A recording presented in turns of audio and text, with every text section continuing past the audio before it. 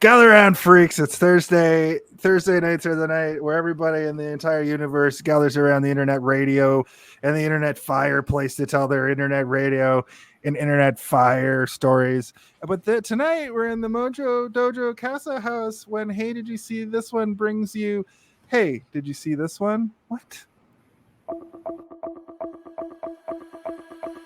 In a world where society tells you to doubt your strength, question your intelligence, and dim your light, we search for voices to tell our stories.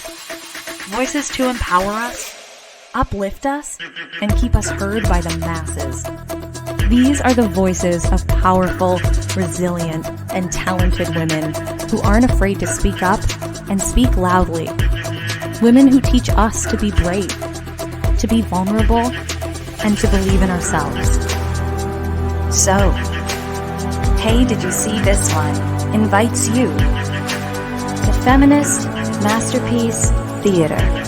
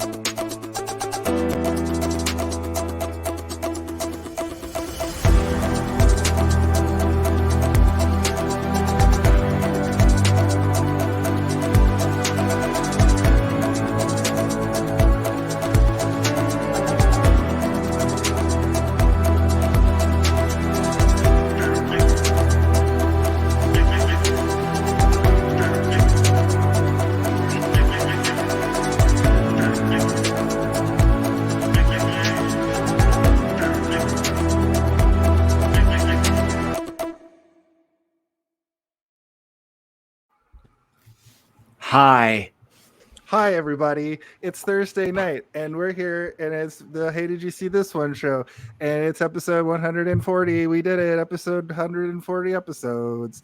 Thank you for being here. My name is Jason R. Phillips. I'm joined, as always, by my lethal co-host, Stephen.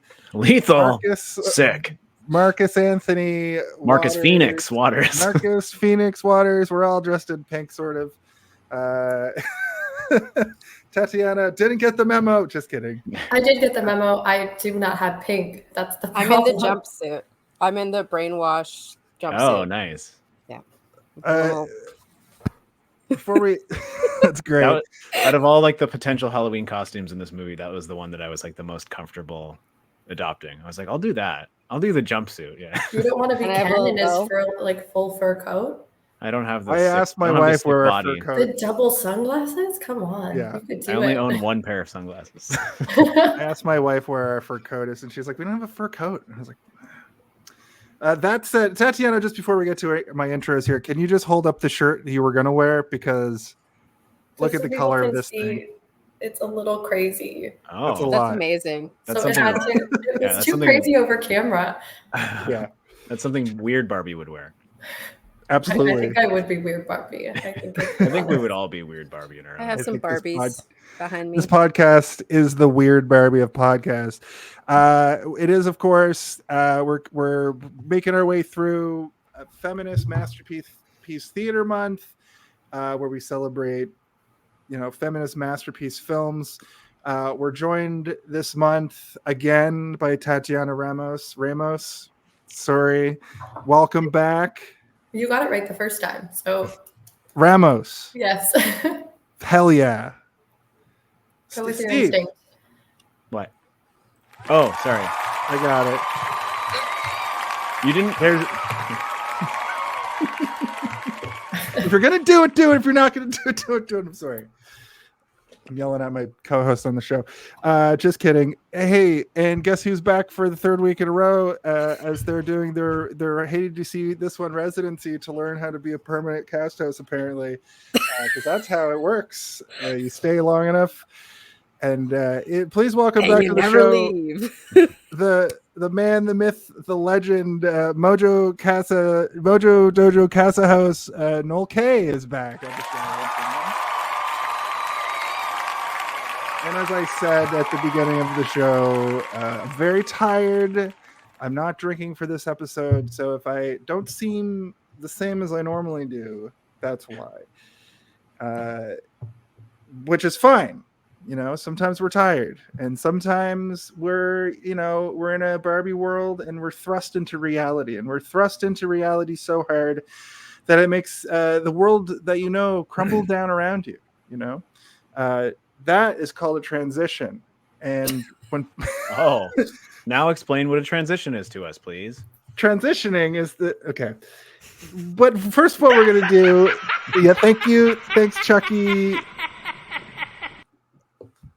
And I appreciate that.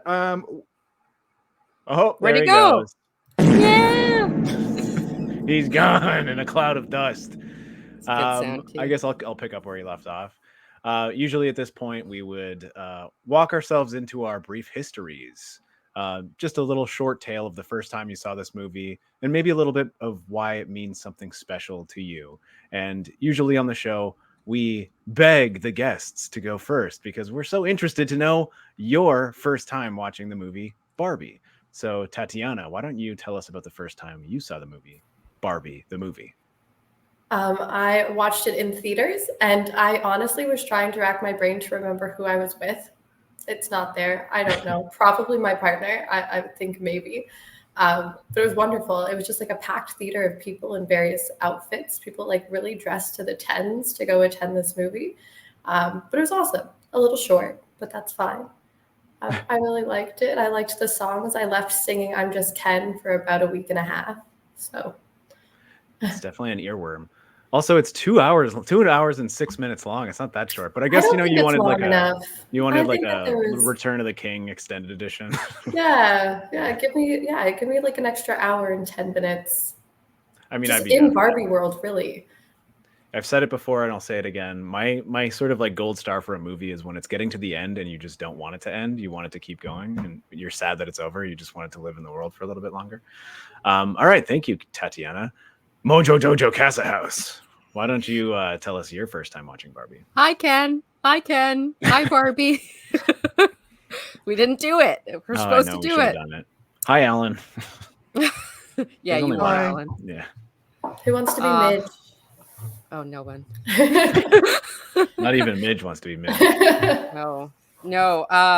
We'll get into that. So I watched it on opening night. I wasn't going to go see it, but then I went. I had like the shittiest seats in the theater. And then I saw it 5 more times and then one in IMAX. Nice. So then I bought it on the day that it became a digital thing, and I just have watched it more times than I can count now. Yeah, this is one of the few movies that I've purchased in a long time. There aren't many anymore where I feel the need, because there's so many streaming services. I'm okay to wait until they go on for free. But I really wanted to see this because of all of the. I guess this is me just leading into my first time seeing it. I really wanted to watch it without having to wait for it to go on streaming. And I'm not a huge fan of sailing the 7 seas unless I absolutely have to. So I saw this when my partner was like, let's watch it. And I was like, is it on any streaming? And I was like, did we dare? Did we pirate it? No. And then we both found that we could purchase it. So we both bought it. I think it's on Crave.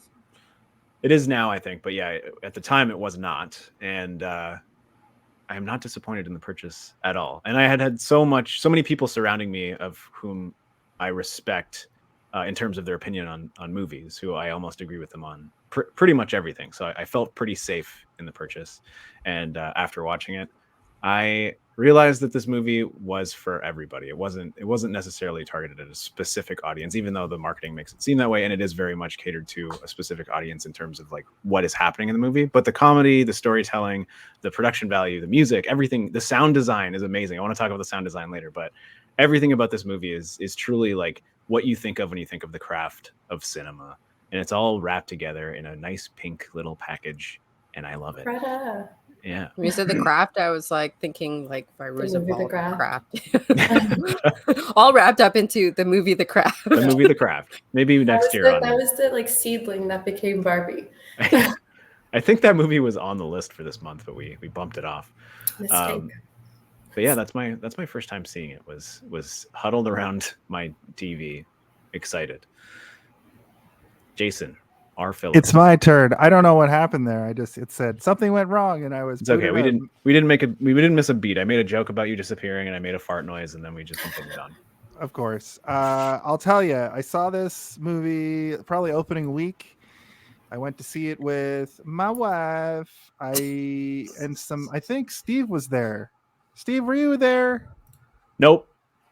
Somebody was there. I didn't see this in theater, so. You didn't see this in theaters. No. It was like a movie night with some friends, as I recall. And then I liked it. It's a great film. Then I watched it again like a few months later at my dad's, and I expected my dad to be like brr, brr, brr, brr, about it. And he That's actually how was like pronounces Barbie. brr, brr, brr, brr, brr, brr, brr, brr. He actually asked me to bring it because at Christmas I'll bring down a bunch of movies and stuff on a USB because he's like lives in the Stone Age. And he actually requested it, so we watched it again, and I enjoyed it again. But I will say, a third time in a year, I don't watch movies I like 3 times in 1 year. And I do like this movie, but this wouldn't be a movie that I would probably watch again for a little while. I know. Noel's like, I saw it 17 times today. Yeah. It doesn't have a Spider-Man in it, Noel. He's not Oh, yes, of course. Or an Iron Man. Yeah. Listen, it's not like that. But I'm not those weirdos from that podcast on TikTok. They're like, Oppenheimer's a bad movie. It doesn't even have Iron Man in it.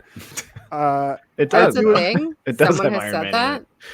Yeah, people. True. Yeah, it does have Iron Man in it. He's like one of the main Yeah, characters. Robert Downey Jr. is literally in it. Right. And Robert Downey Jr. is only good at playing Robert Downey Jr., so Iron Man is him, and the guy in Oppenheimer is him. The math works out. Yeah.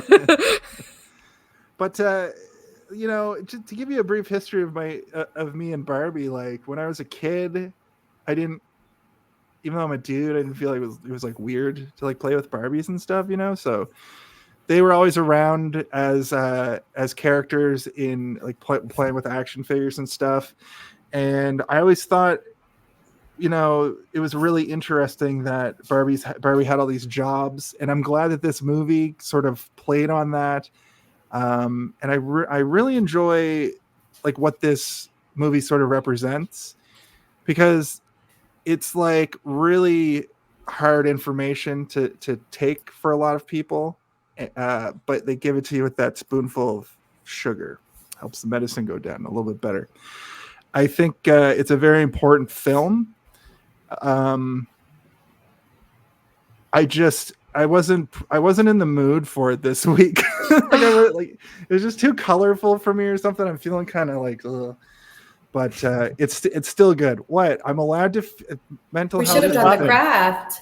We should have no color. Yeah, it is black and white. Can I ask if anyone who saw it in theaters had any hecklers in their movie theater? Because I did. Hecklers? No. Yeah. No. We had a guy in our theater after America Ferrera does her big monologue, actually just do like this big sigh and say like, oh, like I can't remember what comment he made, but essentially like that was like too much. I was just like, you're in the wrong theater, bro. Sounds like a Gen X douche to me. Or he's like a really big fan of Bratz dolls. Or just wants to like an attention seeker. I'm not sure. Because I looked. I already looked real hard. And he was there with a girl. So I'm like, I'm assuming a girlfriend. Like, what are you doing? That's crazy. Even if you felt that inside, don't express it. No.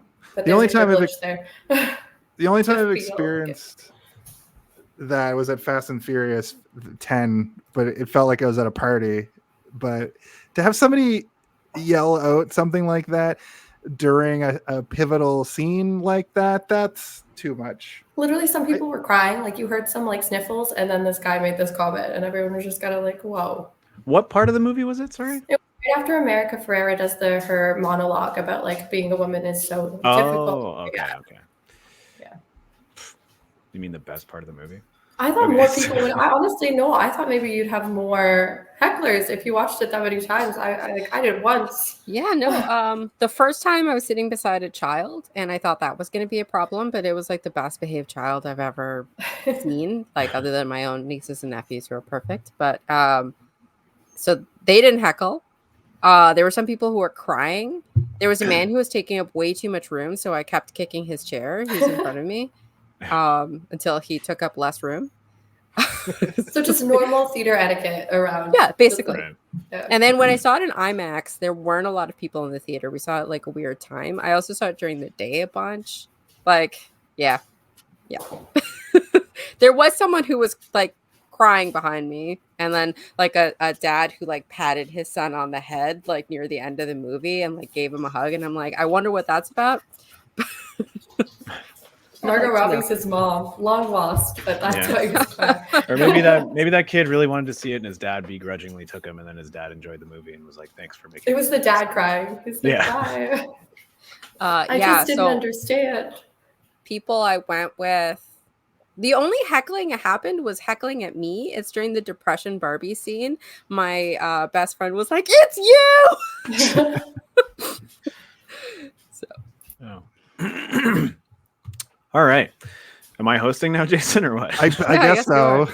Okay. Wow. The energy. Phillips, what's going on, bud? Yeah. Hey, I'm back, baby. Welcome to Hey, Did You See This One? That, of course, was our brief history. A brief history. And now it's time to talk about the director. It's director talk. All right. Quiet on set. Are we rolling? Okay, let's shoot this piece of shit. Sound. Speed. Action! What you know about Greta Gerwig? It's the white lady director pipeline where you start as an actor now, and then you become a white lady director, like Emerald Fennell, who's also in this movie. Yeah. Also, who else? It's like Bryce Dallas Howard. Also, well, I mean, she has a director dad, so I feel like there's like a double whammy there. Oh yeah, this isn't taking away anything, but like it is kind of odd that that's a thing, that you have to be like a kind of successful actor in order to get into. Coppola act before she directed. Yeah, she was in that one Fat Boy Slim video, and then was in The Godfather. Oh right. And was As a in The baby. Godfather as Yeah. a teat. To be fair, Ron Howard also had the same trajectory. He started as a child actor and really didn't want to act, and eventually. I think a lot of people do. I think a lot of people just get tired or like start to see what it's like behind the camera and kind of want to make that move. Yeah. Some shouldn't make that move. I have thoughts. I think it's much harder for a woman to break into the industry without already being in it.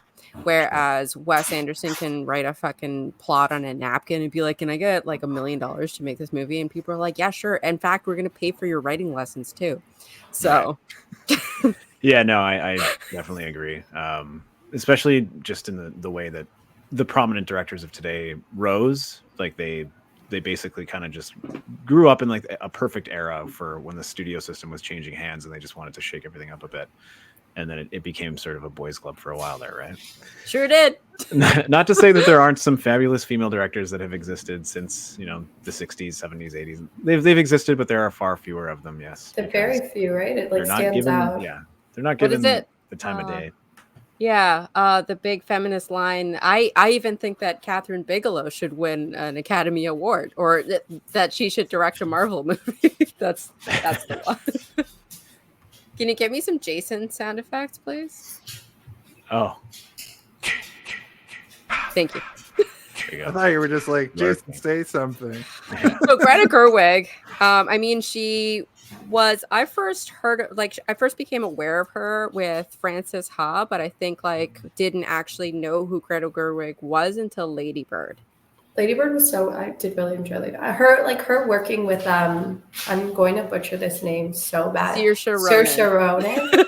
Amazing. Like what a power duo, because what an incredible actress. And then I think Greta just really I don't know. I do really enjoy Greta as a director. So it was Lady Bird, Little Women, which like I think could have been very tired because I think it's done quite a bit, but it was also There's really, like I enjoyed that 6, movie. 7 versions of it. Little Women is what really caught me because I love Little Women. I like the June Allison. What's her name? She has violet eyes. Oh my God, she married Elizabeth Taylor. And Elizabeth Taylor, Margaret O'Brien one from I'm going to say the 50s. Like, I really love that one. And then, of course, like, we grew up with the one with the Winona Ryder. Like, my generation grew up with that one.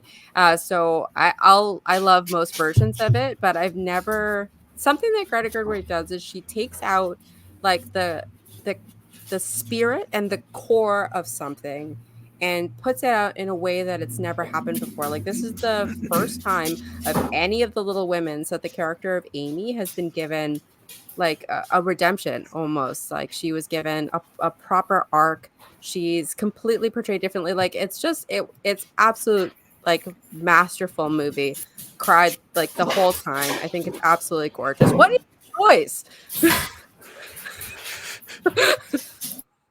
Who has a... I think it's just a dog, guys. Everyone calm down. Oh, is it sniffing? Just walking around. They're toe tapping because they're about to go outside, so I'll mute myself for a bit. Cutie. No. My dog was barking the entire last episode. Like, the entire thing. Like, I got Animal Protection Services called on me. Like, they were at my door as soon as I turned off my mic. Sorry, my headphones are also too loud, so that's my own fault. But yeah, Greta Gerwig. She done good stuff. Now she can do whatever she wants. I hope so. Honestly, sorry. Oh, I was just wanted to say I didn't realize she's only actually directed like a few things. I thought she was more prolific. But they're impactful. Just like, everything she's directed has been like out of the park amazing. Like, I think we can't not talk about the fact that she did not get an Oscar nomination for Barbie, despite it just being massive. I also think that speaks to your point, Noel, which is that female directors do have a tougher time getting stuff made. So it's not to say that she isn't prolific. She just hasn't been given the chances that some other people may have at this point. Because, I mean, after Little Women, very successful, she probably should have been able to do whatever she wanted, but it took another 5 years for anything to come out, right? But I think after the success of Barbie, like, this is a global phenomenon level hit. You know, this is like a Star Wars level. This movie made so much money, and it was talked about everywhere. And I think it even boosted Oppenheimer's numbers just by existing on the same opening day. You know?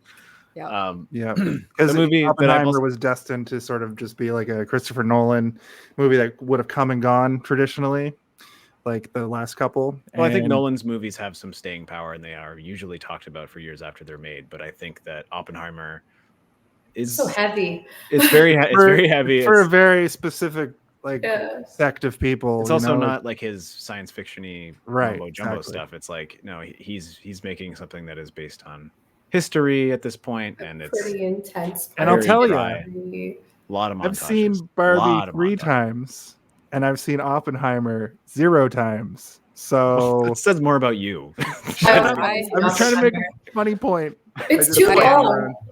I can't do it. I've seen Oppenheimer. It's not a bad movie. It's just very dry and heavy and sad, and there's a lot of montages that maybe should have been shorter.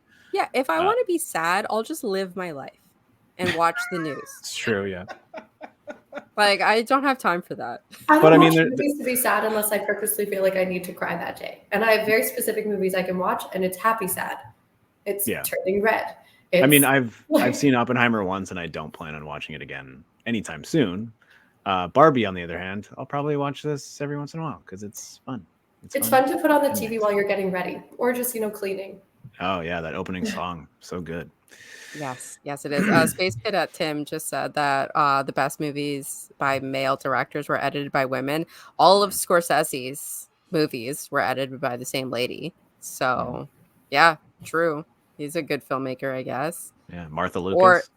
Or they have, or they have a woman writer. Like Empire is the best one, and it's the only one with a woman writer on it. So there you go. There you go. Also, Barbie had a master class in marketing. Like, they're going to be studying the marketing for this movie for years to come in universities. People are going to try and mimic it. They're not going to get it as perfect as they need to, but like, it was perfection. It was all you saw. It was all you wanted. Every clothing line in the world was modeling after like Barbie style clothes. Like, they nailed it. They did incredible. All you got to do is create a successful line of toys that exists for 60 years For 100 and then make, Right. and then make a True, movie. true. I have a question. Who do you think came up with the marketing idea to do Barbenheimer? Do you think it happened organically from internet, or do you think somebody on either side was like, you know what we do? We got the woman movie, we got the man movie, we Brangelina those things, we make $1 million. I think it was organic because, like, I don't know if they cared. Like, Yeah, the people Barbie was working going on to do well Barbie without. were like Oppen Yeah. who, Yeah. and Oppenheimer was like a what? A doll. Yeah, I think it was also like a lot of movies moved their opening weekend because of Barbie, and Oppenheimer was very stubborn about not doing it. So maybe it was organic, and then when they realized it was building into something, you kind of play it up. Yeah. Yeah, Well, I that mean, makes like sense. Barbie, a huge thing that has existed forever. People love it. People know it. People want to see it. And Christopher Nolan is sort of like a marquee director where every time he makes something, it is a big deal, right? So Nolan just has the confidence of like, every other movie I've made has been successful, so why should I be scared of Barbie? Yes. Uh, My niche of people that love my movies will come to my movie. It's fine. Has anyone seen any other Barbie movies? Like the animated Barbie movie? Like Barbie and the Dream House. Yeah. I have Or like not. Swan so Lake. I haven't seen the Barbie movies, the ones you're talking about, but I have watched Barbie's Life in the Dream House, like the web series. Oh, okay. It's so funny. Very Are It is- different. Have any of them hit like? Are any of them like not just like kids content? No, they're though? kids. no. Other But kids. I'm not trying They're to all slight it. bad That's not. as That's well. not like that's not like an insult. I'm curious to see if they've ever tried to do anything like this with Barbie, because I know every Barbie video game that's ever come out has been nonsense, crap, shareware garbage. Like they've never. It's made They for could kids, easily- right? It's simplistic. They could Yeah. easily make a Crash Bandicoot style, collectathon Barbie game though. That would, I think there Yeah, used to be a might do web well. game. Like I'm pretty sure I used to go on a website. If not Barbie, something like that was actually very closely trying to be Barbie, but legally distinct. I had a Barbie It's Barbie game. Susan. I had a Barbie game for my computer and I played it all. the Yeah, time. It was sure. basically just getting Barbie ready. To That's go the out. best one. You're like, I get Yeah. dressed. There was one where you Choose had to the drive a car and lipstick. pick up clothes on a road. Like you had kind of like not Frogger. What's the game I'm thinking of? Choose your eyeshadow, choose your earrings, choose your That- dress. Tim makes a good point. This is what I know from Barbie video true. games. She's always got a horse. Yeah. Riding a horse. Yeah, Barbie's Make her put her on a horse. Make her have to like collect. she's an accomplished rider. Not everyone can say that. That's gonna be the whole sequel. Ironically, in this, Ken is the accomplished horse rider. I don't think we've ever seen him ride a horse. He just I don't really think he loved knows how. horses. Yeah, Yes. just likes horses. Right. That's good. Oh yeah. In fact, they do the Monty Python Yes, they do. thing. Before we move off director talk, Steve, do you have the numbers for this movie? What it cost and what it made? So this movie cost $128 to $145 million to make. I guess they just aren't sure. Like I don't They know. didn't include the marketing budget. Yeah, They never I mean that's did. probably lumped in there, but it made almost $1.5 billion. I think only female director to cross $1 billion, Yes. right? Probably, Yeah. yeah. Yeah, the one that they eclipsed was Captain Marvel. I Okay. believe that was previously the highest earning female director. Yes, that sounds right. Yeah, it's right. I say it confidently because I'm Mhm. Barbie. Yeah. And I mean, it's all good for Greta because I mean, now, like you said, she's going to probably be able to use this as a blank check to sustain her career for the rest of her life. I assume that like this one success will probably be enough to keep her around forever, no matter how poorly something might perform. She'll be getting the calls. I hope. Well, she at wants to least. do Chronicles of Narnia. Yeah. And I She'll think probably be everyone's able to terrified make- of that. Yeah. She'll also probably be able to. Well, she'll probably be able to make a good Chronicles of Narnia that doesn't just feel like a Guaranteed. I don't want to say rip off, but those kind of felt Derivative? Rip-off of Let's what? do- Derivative. is the Let's word do you're Lord looking for. Lord of the Rings, yeah, derivative. But she's probably has her own stuff that she wants to do that is fun in the way this movie's fun. Like a dramedy with that lens would be fantastic. Well, I mean, that's like the good thing about Barbie, right? Is that there isn't really like a set storyline that you have to follow. It's just take these characters and tell an interesting story with them, and that's exactly what she did. Barbie and can then be Mattel was anything. like, show all the toys, all of them. All Okay, but the I loved toys. it. Every time they did the outfits like in the air, I loved it. Yay. Not the Palazzos. To talk about men for a minute, I think Noah Baumbach's voice is heard quite a bit through this as well. I think they're an incredible writing tandem. So he did good. He did good. He did good. He did good. Men. Yeah, Noah Baumbach. Just before we quickly, who was Their life that's you. partners, That's her right? Oh yeah, partner. Okay. He did. Oh, he wrote Marriage Story. Good soup. Do you want to go to the body of the episode? Yes, let's go to the body of the The body of the episode. This is the body of the episode. This is, of course, the part of the show that is the show after the show. Usually the first half hour is us going through all of the things, and then around 8:30 we start podcasting about the movie we've decided to do for this week. It used to be much more front-loaded with me just saying a whole bunch of stuff. Just stop talking What? for a second. Okay, now go. Remember I told you last week where when you start talking before the recording is done playing, it starts to mess with your mic. But does it only mess up for you, or was that happening? It Yeah. happens. It happens. Son for of a everyone. bitch. Do I have to say all that over again? No, you can still hear it. It's just like you have this way of speaking where you don't stop speaking between sentences for so long that I thought the microphone would catch up and it just didn't, so I had to stop you for a second. Like the French. Okay. Yes. I'm basically speaking That's French, true. but in English. Or a Torontonian. Yeah, you're not from Yeah. Toronto. Get out of here. I'm half Halifax, half Toronto, half Ontarian. At any rate, this is the part of the show that is the show. Welcome to Hey, Did You See This One?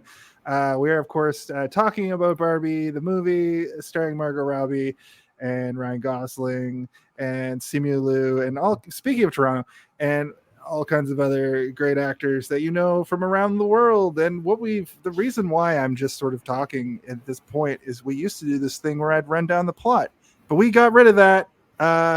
Noel, do you want to give us a little? I completely forgot to. Okay, this week has been a little bit wild. It's true, but let's just but do it I here. can do it. Tell us about the movie. So- Give us a plot synopsis. So Barbie begins in like Barbie Land, which is a separate concept or idea or place. And Barbie lives in a perfect world, and then she Think starts, of a small town in Sweden. That's what you yeah, have to do. Sweden. Everyone say Sweden together. Exactly.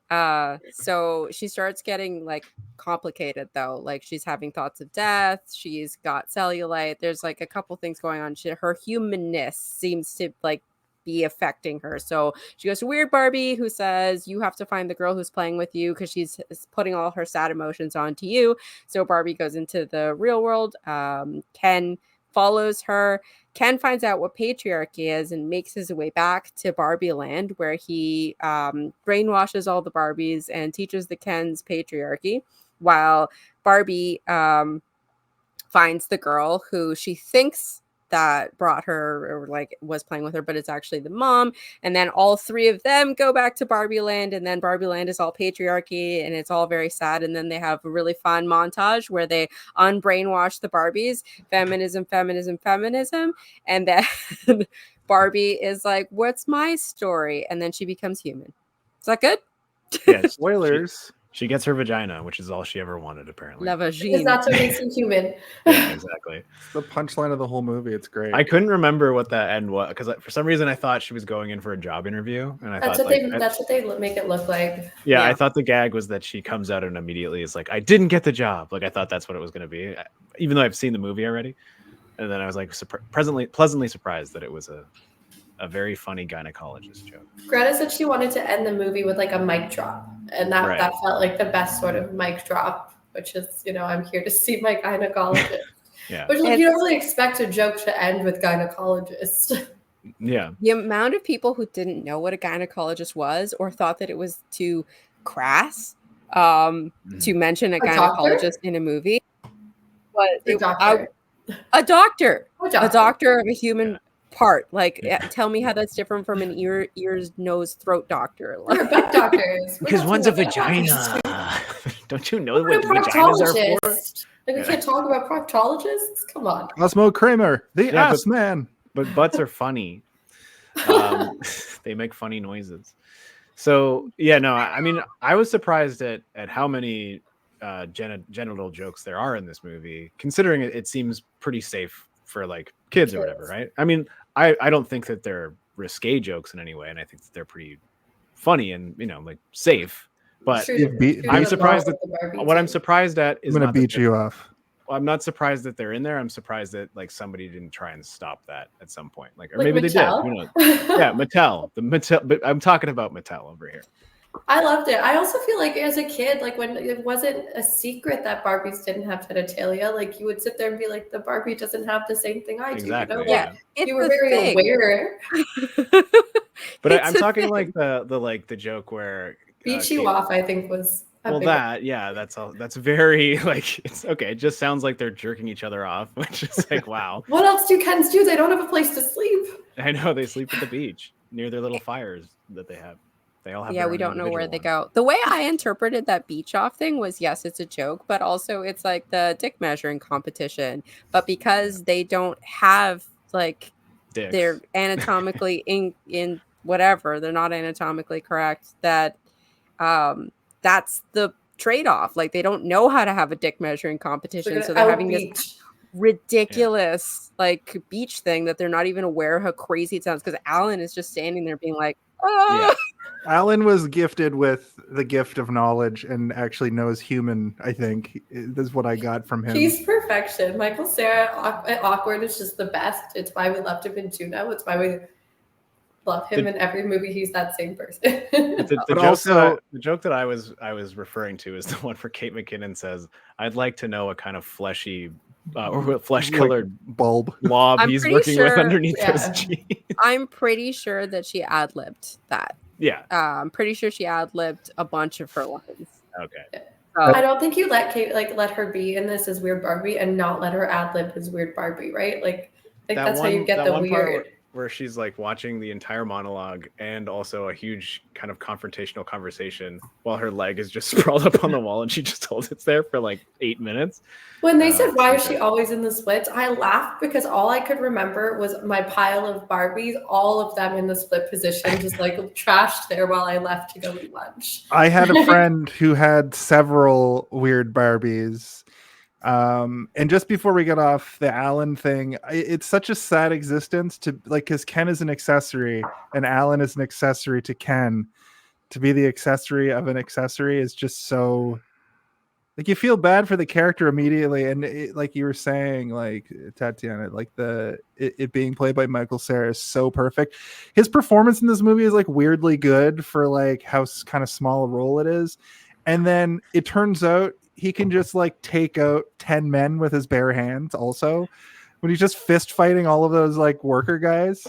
Yep. I was howling every time I watched it. He's built the same as Ken. They share the clothes that they share. So all we don't know, but under that, six pack. Just jacked to the on the box. So like Barbie came out first and then Ken was added. And then they brought in two characters, Midge and Alan. So Midge originally had like a little bob and like freckles, but she was the same proportions as Barbie. So her box said like Barbie's clothes fit her, so that you didn't have to like, oh, if you already have a Barbie, you'll have a. So Alan was the same. Like Alan, Ken's buddy, all Ken's clothes fit him, or all his clothes like fit him, and it was just like a marketing thing. Yeah. But amazing to take that and to make something of it. Like all it is writing on an old box. Alan did come back later, married to Midge, and that's where we get pregnant Midge from. And then she was discontinued because it promoted teen pregnancy. She wasn't a teenager. Nope. But it wasn't. She had a baby in there, though. I think that one was an odd one. So weird. And like it was like the single motherhood things. Like so, her boxes would come with just like her and the baby, and then they had to reissue boxes with Alan like his face, like a paper, like a picture of him. So you're like, it's not a single mom thing. It's not out of wedlock. You have to buy Alan. Buy the dad. Yeah. And Alan looks so weird by that point. He's not nearly as cute as he is, but oh yeah, I have all of the Barbie facts. I looked up a few, but I'm glad you're here. I grew up with Barbies. I played with Barbies. I am presently a doll collector. what's the deal with What's the deal? What's the deal? Sugar daddy Sugars. Sugar's daddy Ken. Sugar's daddy. And What's the deal? Sugar daddy It was Ken. canceled for being kind of weird. Yeah. And okay, that one's Very weird. But weird, what evidently weird. about obviously gay man Ken? Earring magic Ken. Let me tell you. So because I vaguely remember the Christmas that came out and being like, that's weird. So but not knowing why, because they like that education definitely wasn't given to kids in the 90s, let alone probably not now even. So in the movie, he's wearing a chain that says like Ken on it, I think, or something. That the doll originally had a chain with a circle in it, like a hoop.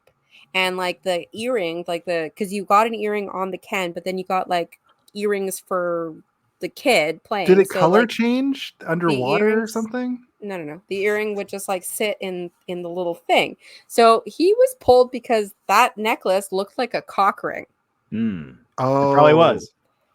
They probably got it from like clubs at the time. It was just kind of practical. But they also dressed him like they wanted to make Ken cool. So they dressed him in what was like fashionable at the time, which was gay as fuck. Right. So and then so that wasn't the problem. It was the cock ring necklace that was the problem. So that's why he Okay. was. I mean, canceled selling and a cock ring discontinued. necklace to children is a problem. I will agree with that. But they don't know it's a cock ring. Like It's no also- kid is like, ooh, a cock ring. Like a kid's like, oh, my earrings. So like you're putting your own adult shit on a kid's toy. Exactly. They don't even know what that is. And it's also No. a practical thing because that's where the earring would hang. Like, what's it like? It needs to be on a little like circle thing. Anyway, But it's I have those, problems. Like, it is adults that are rallying, being like, how dare you like sell this to my children?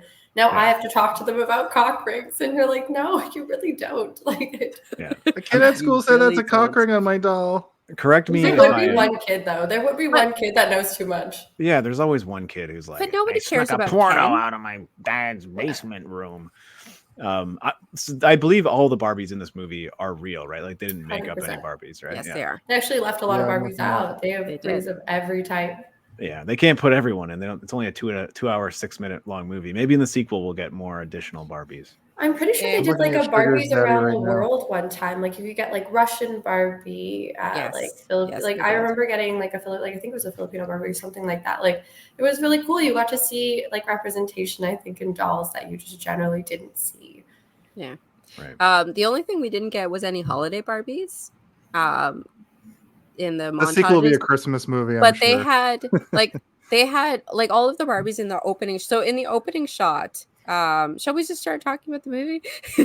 In the We are, opening yeah. shot, we have the Thus Spake Zarathustra playing from 2001: A Space Odyssey, and that is the shot for shot of that versus the 2001 Space Odyssey. I was like when that was the first trailer that came out, I was like, I don't know what this movie is about, but this is going to be fantastic. I had like the opposite effect when I saw the trailer, but then when I watched the movie, I was like, oh, this is delightful. Like they're We doing got this Helen properly. Mirren speaking Exactly. at you. And they're Yeah. they're making like a comparison to that movie in a way that makes sense in terms of like what 2001: A Space Odyssey is about and what Barbie represents. They can parallel one another in an intriguing and interesting way. And then at that point, I was like, oh, okay, this movie's going to be smart. It's going to be smarter than I thought. Okay, great. Because I'm Greta, happy. like, she literally could have started it with some like crazy fun, like that dance scene where we get the fun songs and like Barbie's waking up. Like that could have been the start of the movie and it would have been fantastic.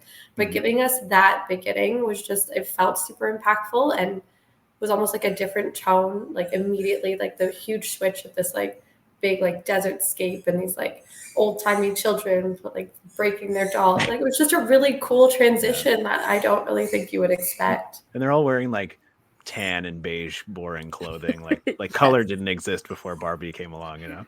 The But cute it's little weird to girl's think face. about. She's smashing the She's just like, Yeah. fuck this. But it's so weird to think about that. That's true. Like Barbies were, like dolls were always babies. Like you were automatically as a child being given this like motherhood role of just like play with your baby, like feed. I had a doll that you literally had to feed or it would cry all the time. Listen, I don't want babies. I hated that doll. I was like, please be quiet. Like I don't know how to make you be quiet. Yeah. You just took the batteries out. And you're like, I didn't know God. about batteries. I was a baby. It's her so Um, strange. It's just brainwashing, is what it is. But Yeah. Yeah, it is. There's this hilarious 100%. story You're that so my mom likes to malleable. tell. She thought I would be like, she's like, you're going to be a terrible mother. And I'm like, well, I'm never going to be a mother. So look at that. She would, like, they got me baby dolls, and I would like look at it and then give it to her and be like, you're the mother. yeah, Like this, I'm also a you take baby. care of the baby. I'm a gonna- baby. Yeah. I'm gonna go play with my Ninja Turtles. How is changing diapers fun? Like that's not a fun thing for me to do. Like, yeah, I wanna play with cars. Like that My- sweet thing where you push the button and the car just goes around a track. Yeah. Amazing. My niece though loves changing diapers, and I don't understand. But like the context of it, I think, like for me, I already knew that like it was only paper dolls and baby dolls, and that Barbie was the first like anatomically adult little like fashion doll that you had, and that she was created from this little like novelty sex toy called Bill Lilly, who was like a German hooker. No. I'm sorry, what? News. I've You're never gonna heard turn of this this. hooker doll into a children's doll. So you're Yeah. telling me that or whatever, the person that made Barbie's handler, whatever, she Ruth was Handler. like, I'm such a fan of German sex toys that I'm going to make a doll. So they went on a family vacation, and they used to sell these because Build Lily was a comic, like it was a kind of a gentleman's comic. So they had these like little dolls that you'd buy as like novelties, like, oh, it's a joke, like this guy's having a stag, so we're gonna get him a Build Lily doll, right? So she was all like, if you look her up, she looks almost exactly like the 1950s Barbie. All they did was like change some joints in it, and then like changed a couple things here and there. But she bought one, and she was like, okay, this is exactly what I need, because what she saw was her son had all kinds of toys, play, creative, like everything, and her daughter had paper dolls and baby dolls, and there was nothing for her to like play with and be creative in the way that little boys' toys were. So they got this guy who used to do missiles, and like who designed like some kind of rocket bomb thing, and he's the one who created the like the joint movements in Barbie. So those were patented. So that's new in Barbie. And then they like shaved off her little like nipple things and made her look a little bit less. So that's how Barbie. Yeah, there she is. Here's the Build Little. That's like exactly the same. Like I think the makeup's a little intense in the face, but that's literally the same doll. Yep, And then here's exactly. the OG Barbie.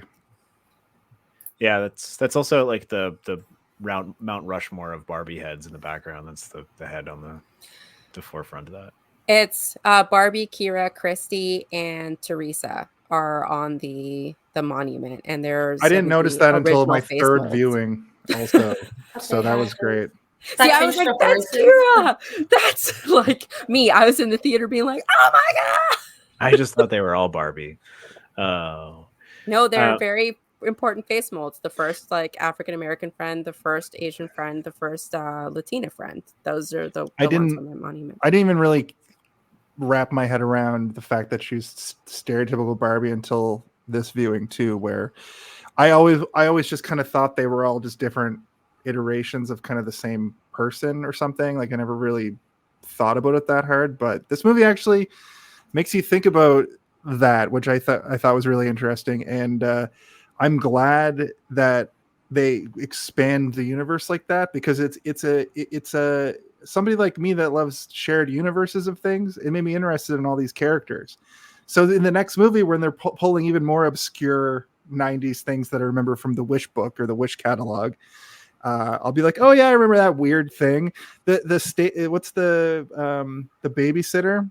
And then she gets older, and then when you put her arms up, Skipper, yeah. And then growing up Skipper. And her boobs get bigger. Like, what the fuck? That's puberty, baby. So you get massive melons. If I tell you that was one of the that was a doll that was, so a lot of the dolls were created by women. Like the main, they were called themselves the Pink Berets, and they were like the think tank of women creators. Growing Up Skipper was created by a man. who was like, Oh, my shocking. daughter's going through changes. I want to have a doll that does that. So like you And pull clearly the off, only change is that your boobs grow. Yeah. That's and it. she gets a longer skirt. So she gets a little bit taller, and she comes with a short skirt, but then she's packaged with a longer skirt, and you can change the skirt on her. Like a transformer. Like just like a transformer. You have to Yes. be more demure, more chaste. Yeah, Yeah. you Cover have to this have up. floor length gown now. You guys gonna have to rein me in because I can like tell you Well, everything about my- Barbie. My I little bit of understand why you're on the Barbie one now. There's so much knowledge. No, this is fantastic. I just My, have opinions. my little bit of research that I did was like, so I guess there probably is a Barbie in a wheelchair. So I wanted to look it up and like Becky. Her name was Becky, and the research that I did was that there was a little girl who was in a wheelchair and she had Becky and she had the dream house, but the wheelchair wouldn't fit in the elevator of the dream house. So she wrote a letter to Mattel being like, can you guys redesign it so that she can fit inside the elevator? And then according to the research I did, this might not be true. They tried 3 different times to develop a wheelchair or an elevator that would accommodate one another. They couldn't do it. So they just canceled the Becky doll instead. Like they just gave the middle finger to this child. I think the wheelchair does roll into the current elevator, Right. but wheelchair Barbie is still a thing. So in 2014, they came out with a line called Fashionistas. So Barbie used to be like one height, and there were variations. Like the original Barbie wasn't blonde. She came in 3 different hair colors. She came in brunette, red, and blonde. But yeah, same basic type. The face mold has also changed a bit, but fashionistas have different face molds, different heights, and different body types. So that was their big thing of inclusivity. So they launched that, and in the fashionistas line, there's always a wheelchair. Like there's a wheelchair Chelsea as well, and then there's a wheelchair Barbie and a wheelchair Ken, and they are actually very good sellers. Yeah, There we go. there you go. And she comes with a ramp. That's pretty cool. Mm-hmm. I'm over here. So they like, didn't cancel the doll then. My research was false. I just thought it was such an evil thing to do. They may have canceled Becky because Becky's not a character anymore, but they do like they have characters that come and go. Like Right. Tommy was Ken's little brother at one point, but there's no like I think there might be maybe Tommy's a bad example, but like Christy was a baby and then they turned her into Chelsea, and then like characters they just come and go. Like Skipper's design has changed a couple times, and then you have Stacy who's like a younger character who's newer. So yeah, like they're Yeah, I'm not familiar anymore. I mean, when I was a kid, all this kind of stuff stuck in my mind a little bit because I watched so much TV. I would see the commercials for like, and now it's baby poopy or whatever, and like, you know, they would add a new character to the Barbie universe. Yeah, and then, you know, like, but eventually you stop watching cartoons, you don't get advertised to anymore, and I don't see Barbie commercials anymore on my TikToks or anything, or my YouTube. I assume they probably exist. It's not in the algorithm yet. Yeah, if you're in certain they corners. probably still air on like YTV or Disney Channel. Yeah, like, or I assume if you go to like channel. if you go to like YouTube Kids or something, or like Netflix Kids, they probably have toy commercials on there, but I've never watched those, so I don't know. Oh, you don't know? I don't know. Unboxing is a huge thing. So there are entire channels that just I know about unbox unboxing. things. Yeah. Yeah, I so know they those, have yeah. like little dolls and little like doohickeys. I have them littered over here somewhere, but I'm not gonna go find them. But like now they have them for these like little mini Barbie Land things where like you can get a little doll. That's so small. So You yeah. gotta put your hand behind it. Don't eat it. Don't eat it. Don't eat it, Noel. Oh, okay. There's a tiny dog. There's like okay, a thing keep talking online. about the movie. There's a thing online where like a bunch of people like started to admit that they would eat the Polly Pocket furniture or something, like when they were kids. They just like liked putting the Polly Pocket. Oh. Sorry, my in their face mouth. actually got so like, oh, at that point. No. I didn't do it. We're I also ate not them. allowed to talk about Polly Pocket on this because then I'd go off. So we just Oh. keep on Barbie. I was gonna say I ate the Mighty Max furniture. Yeah, I used to, that's all I ate as a kid. That's all my parents would feed me. They're incredibly rich, but all they would buy me is Mighty Mac. No, none of that's true. That's stupid. Yeah, I have subsisted a on a whole diet box of of broccoli Polly and Mighty Pockets Max over there. furniture. Okay, so Oh, here, I'll do something. I've got a movie related thing that we can do. We'll just find this thing for it here. Nope, that's not it. Nope, sorry. That's when they said the name of the movie in the movie. So many times. immediately. Yeah. Oh, really? Sorry. I'm having some, I don't know what's going on over here. But they say Barbie for the first time in this film at 2:52, but this is 2 minutes and 52 seconds, almost immediately. But this is one of those films where the name of the main character and then several other characters are also named Barbie. So they say Barbie in this movie probably 300 times. One day we'll watch it again and we'll count it. We'll have a little ticker. Oh my god, a drinking game. There we No. go. That's how we all die. Yeah, we all died rewatching Barbie. If we all drink water, we'd be so hydrated. That's true. Yeah. Yeah, so the movie opens up with like the history of Barbie, and then you see like a lot of real Barbies, like totally hair Barbies. They're peaches and cream Barbie. Like anyone who has collected Barbies, they're from a whole bunch of different eras. Like they show all of the careers Barbie, which is its own line, because there's like play line, there's signature, there's a whole bunch of stuff. So they have all of them. In fact, the one I just showed is one of them. But then we meet Barbie in Dreamland, and isn't Dreamland just the coolest freaking place? Like they ran out of pink paint in the world because Greta Gerwig bought it all. Not at all. Also, real set. Like they did a tour of the set, and to walk into that, how would you not immediately be in a Barbie mindset of just like, I am playing right now. This is play. Before, just sorry, one thing before we move on from into this next idea, I just want to ask you, because I found out how many times they say Barbie. I found it out. Yay! I know. My guess was 300, and I'll let you guys each have a guess. Tatiana, how many times do you think? Is this like Price is Right rules? Like if I say one, am I gonna win? I don't know. Yes. Okay. 402. Okay. Noel. 56. Steve? 99. So rude. Okay. Well, I won. It was 267 times. That's Wow. amazing. That's amazing. So, you know those people that go to a movie and then they walk out when they say the name of the movie? They Just you gotta get up and leave. you just gotta leave. Yeah. Yeah. Sorry, I didn't mean to derail you guys, but before we move too far off from the subject, but you guys were talking about The movie. We're talking about right. garbage collector Barbie. So we see her in this outfit. Yes. And very early in, you see the Wizard of Oz in the background where she's driving. And this movie is so Wizard of Oz coded that like that's just there on purpose. Like Barbie's Dreamland feels like Oz when like the sepia tone goes into like that amazing Technicolor. Like that's what Barbie feels like. Just the colors are so rich, and it is an Oz. And like obviously at the end she like clacks her heels together and goes into the real world, and like the journey is very opposite of the Wizard of Oz. But I just really like that there's like it's playing in the theater that she's driving by. I was just like, Greta, I see what you did there. It also reminded me of the Brady Bunch movie. I know I've brought that up before on the show, but that's slightly different. The conceit of that is that the Brady Bunch are just themselves in the 1970s, but they live in the brutal 90s of grunge and hip hop and you know, Pleasantville, sex outside of marriage, Pleasantville as well as like that. But this had that thing of when they leave their, like the Brady Bunch house in the Brady Bunch movie is very like pastel colors, very bright. Everybody's like gets along and they're a big happy family.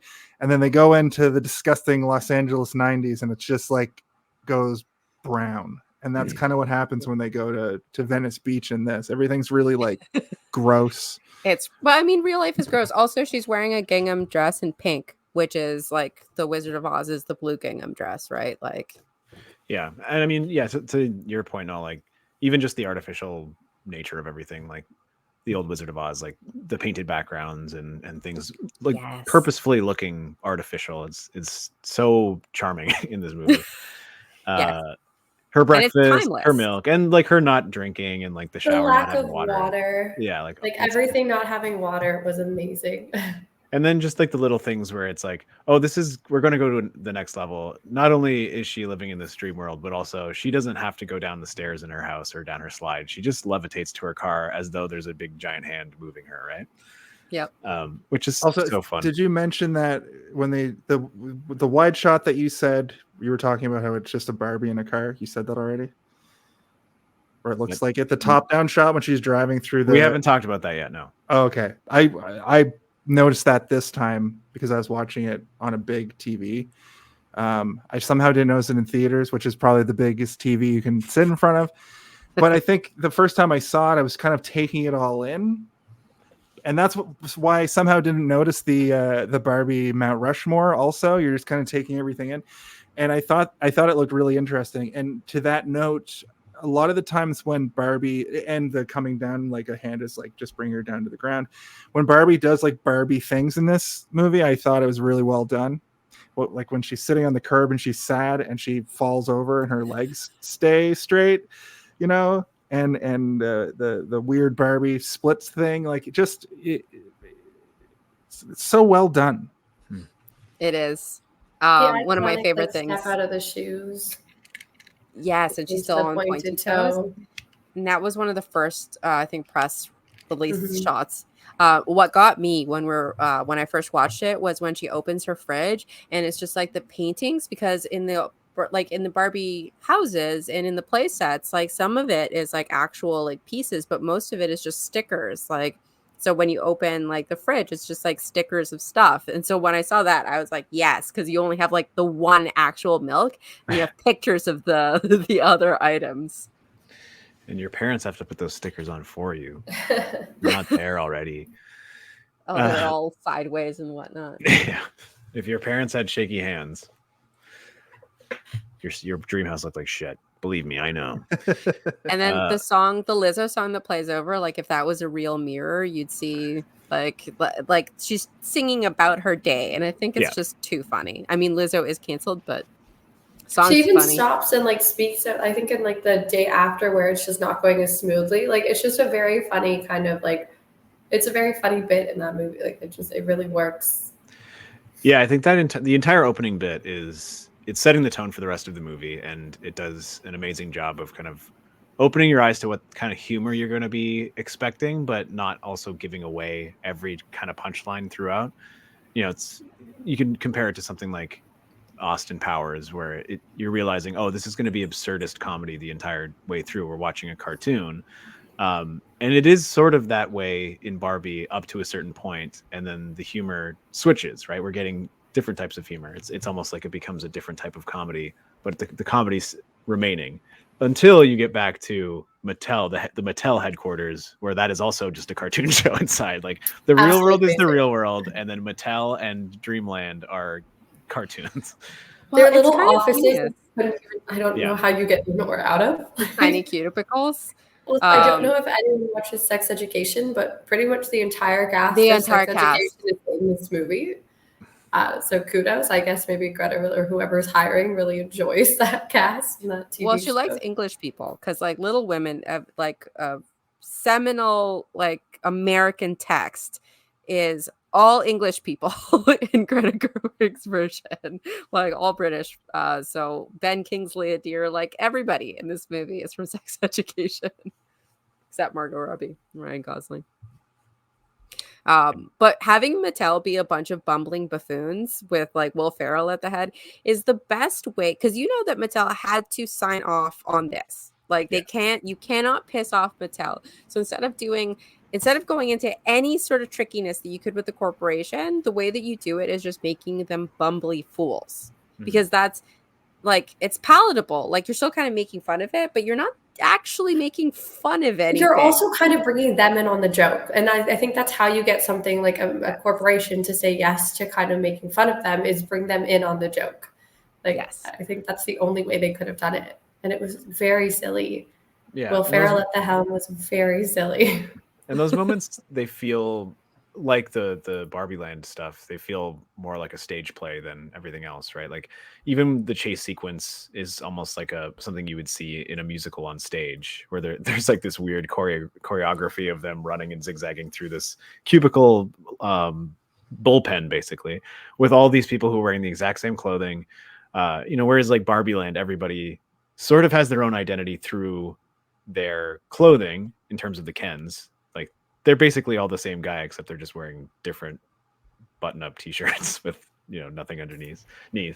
Whereas the Mattel company, all of the lower rung people are wearing a sweater vest, a button-up shirt, and like khakis, I think. They did an interesting bait and switch with that. Where the first time I saw the movie, I thought that guy that goes up to talk to America Ferrera was going to be more of a character in the movie, and then it's revealed that America Ferrera has a husband and stuff, and then that's none of this is the point. Also, it's kind of shown. So I think that might have been a purposeful bait and switch to kind of create this character you would think would go on to be somebody's romantic interest, and then just forget him entirely, because that's not what he's a man, Jason. He doesn't He's matter an in the actor. fucking movie. That's exactly my point. And that's like the husband in this movie is a fantastic non-character who is only just That's shown. her actual Spanish? husband. It is her That's actual America. husband. Yeah, that's America Ferrera's husband. He's Right. learning, Oh, he's right. learning Spanish on Duolingo. It's so cute. I love every scene he's in. It's only 2. Yeah. He's And- in but- 2? I thought it was just the one at the end. Is there No, another it's one? 2. There's one when they like flash to They him. cut I think to it's like him. when she's crazy driving and like maybe that's it. And she's like, "Oh, I was She's- dating this guy." It's when they're rollerblading back Okay. to Barbie World, and she's like, the daughter is like, I can't believe you're actually taking your like tween daughter to like a magical land, and she's like, I never get to do anything, like, and then the daughter's like, what about dad? And she's like, oh, he'll be fine. And then they do the cutaway to him being like, bolígrafos, and then the daughter's right. like, yeah, you're right, he'll be fine. I forgot about that part.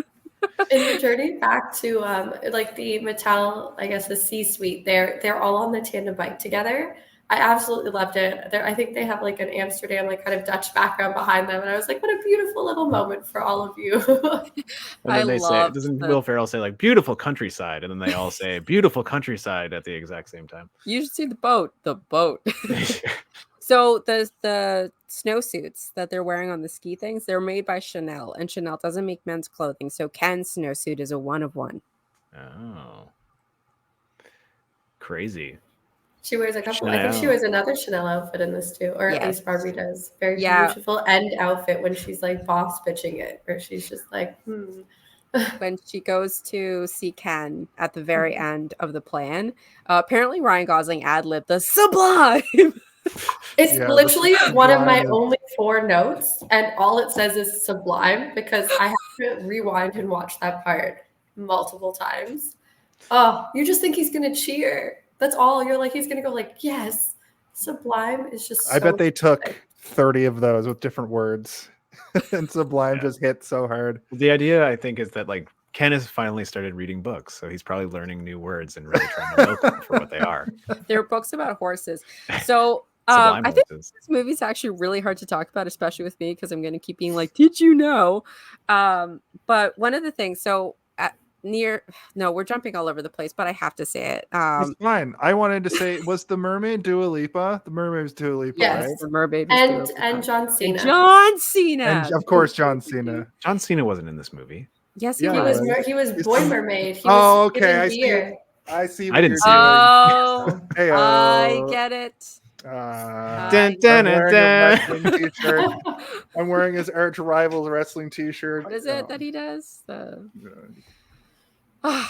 Yeah. Yeah. Yeah, John Cena. Okay, so when Barbie goes up and he's clearly not reading, and you hear like a tussling thing, and then he comes out with a book, and it's like, oh, you caught me reading. It's like there's so many, and he's reading like a book about horses. There's so many moments in this movie where I can link back to like the men in my life or douchebags who I've met. And one of my favorite like absolute takedowns of somebody that I know was that he was described as the kind of guy who has Kierkegaard in his back pocket so that Yeah. you know that he's reading Kierkegaard. So I will unabashedly read my Star Wars books and not give a shit who knows about it on the bus even. yeah, That's but different. Kierkegaard is like that's unabashedly different. that's some college level shit. Like Right. nobody is reading It's a very Kierkegaard. specific type of image you're trying to put out.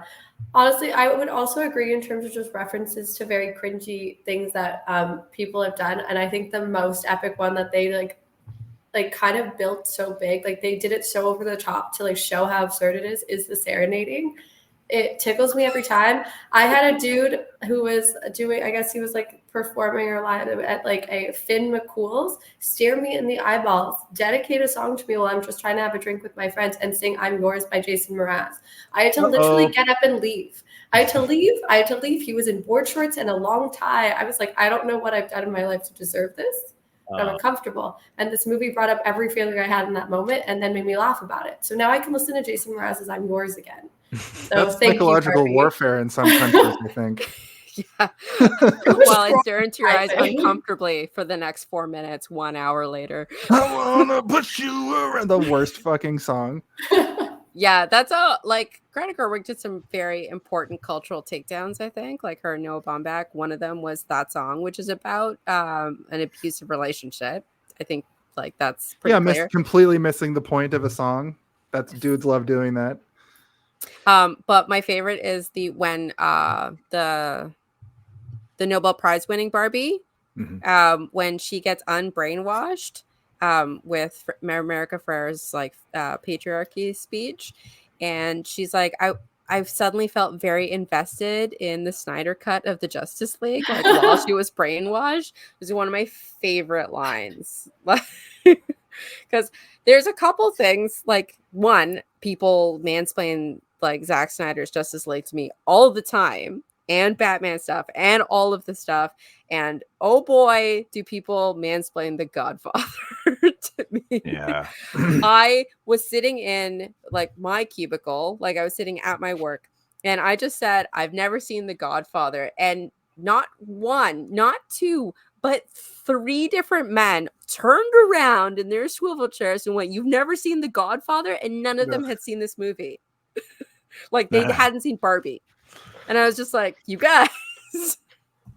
So wait, have you seen The Godfather? No. Just kidding. You're feeding the point, right? Like you're literally feeding that moment. Like No, this is kidding. Yeah. That's that funny. Entire thing of how they tricked or not tricked, but like distracted the guys to get these women away to deprogram them. So funny. Because I would like to see you practice this again, Jason. This is what The Godfather posted. No, I was gonna say now we've all seen The Godfather. Yeah, there it is. I didn't see The Godfather until I was like 38, and every time I would tell somebody, pretty much same thing. Dudes will mansplain to dudes as well. Yeah. Oh yeah, like that's the thing with the patriarchy, is that it's bad for men. Yeah. That's one of the movies where I think people put so much weight on it that I'm scared to watch it. Like I'm just, because I get bored. Yeah. It's not please don't get mad at me, but it took me 3 tries to watch Dark Knight without falling asleep. I agree. I really enjoyed Dark Knight when I finally got through it all. But I think the stress of being like, okay, this movie's supposed to be really good, absolutely destroyed me. And so by like stress me was like 30 minutes in, you fall asleep. Well, it's like people who haven't seen Star Wars and then they come to it later and they're like, what's the big deal here? And you can't remove yourself from knowing about stuff like Yoda, and like you just know things from osmosis. But The Dark Knight is a highly overrated movie, and that is a different podcast. I have thoughts, and I have Batmans littered around here, so I'm legit, guys. I like that movie, but it's edgelord. It's edgelord. I like it too. It's just I think that's generally people overhype movies where they're like, "This is the best movie you'll see," and then you kind of sit there being like, and people also like they weirdly connect themselves to the movie and adopt it as part of their personality to a point that it's unhealthy. What? I'm not commenting on anybody in the room right now. This movie's the best movie. There was like a large chunk of my life where like Star Wars was attached to my identity to the point that people knew me as like a Star Wars person, and every gift I would get would be a Star Wars themed thing. And maybe I don't want a Star Wars present anymore, guys. Give me something other else. things. I like other stuff. Star Galactica toy. But I mean, like that was my own doing, and I did love Star Wars. But like, there are people who do the same thing with The Dark Knight and with The Godfather, and The Godfather is heralded as one of the best movies ever made, but it doesn't mean that you have to like it. It really doesn't. Also, doesn't at the time, right? Like, is that going to last forever? As like the world changes, you don't know. Yeah, I mean, I can watch The Godfather and appreciate it, but I'm not going to sit here and like have my jaw hit the ground if you don't like it. I'll be like, yeah, I can understand why you don't like it. Shouldn't be your personality. I think that's just the base point here. What do you mean? Sorry. What do you mean? Hey Noel, how many times did you see 6 in the theater? Oh I feel God. like I don't want to talk about I it. mean, I was there for one of I them. think 9 times. Yeah. You know what? Theater runs are different because they're short. So if you like it, you really only have the time that it's here. And Barbie, I was only ever going to see it on the giant screen like that. Oh, so I did not like it the You first can time. rent a theater. Just putting Did that I? out there. That's true. Did I mention that I did? It's not that. Sorry, it's not that I didn't like it. It's that I sat there and was like, "Yay, Barbie Dreamland!" And then as soon as Ken found out about the patriarchy, as soon as like they went into Century City, is that what it's called? And he sees the montage of like Ronald Reagan and Rocky and all of that. Yeah. I started to feel panic. Like just a panic overcome me, and then I was like, "Oh no!" And then he's like the thing where he's pretending that he's saying no to a woman, and he's like doing the thing where he's just like, "I want to do one appendectomy, like I want to be a doctor," Just and one, doesn't believe that the woman is a doctor. So that whole sequence, and then him going to like Barbie Land and like taking patriarchy there, I was like having mad anxiety because I was like, I came to this movie to watch like Barbie and Barbie's Dreamland. I didn't come to watch like my life and reality happen in front of me. Like I was like so stressed out about the patriarchy, and I was like, how are they going to get this back? Like I was like, they're going to take their constitution. Like I was like, they've already changed the Mount stressed. Rushmore. Well, I will say, Ken is literally a child. Like Ken has in this, he's kind of like that childlike wonder, very and it's kind of like kids' brains are very easily maneuvered into thoughts and ideas, especially if it favors them. So you're kind of just seeing how growing up with something, especially I think as an adult, if you're just being shown it for the first time and you have this childlike wonder, it hits hard, and then you're kind of just like, I'm going all in. I have been the wrong party. It's wonderful though, because he adopt like the montage. It steals our music from the beginning, this uplifting music of the evolution of Barbie and the evolution of little girls, reuses that song again with, horrible the sound design again. I really want to talk about the sound design, like the fist bumps with these like and it's like deep bass, and with the Zarathustra in the background. Yeah, and the music playing, but it's a little bit more upbeat and it's a little bit more sort of rock and roll. And he's visually adopting all these mannerisms from the men that he's seeing, but he's also physically adopting their styles and like amalgamating it into one thing where he becomes this sort of Frankenstein of all the shitty pieces of patriarchy that he picks up along the way. And for me, like, I'm just, obviously it's a stressful moment and you're worried for the Barbies, but at the same time you're like, it's so fucking funny. It's so ridiculous. It's it's so showing funny. the absurdity of it too, right? Like it's absurd. Like it is. It's like it was just too real, and it wasn't until like Barbie Land like got like it was the jumpsuit scene that I finally like felt comfortable down, again. yeah. Was like, okay, we're good.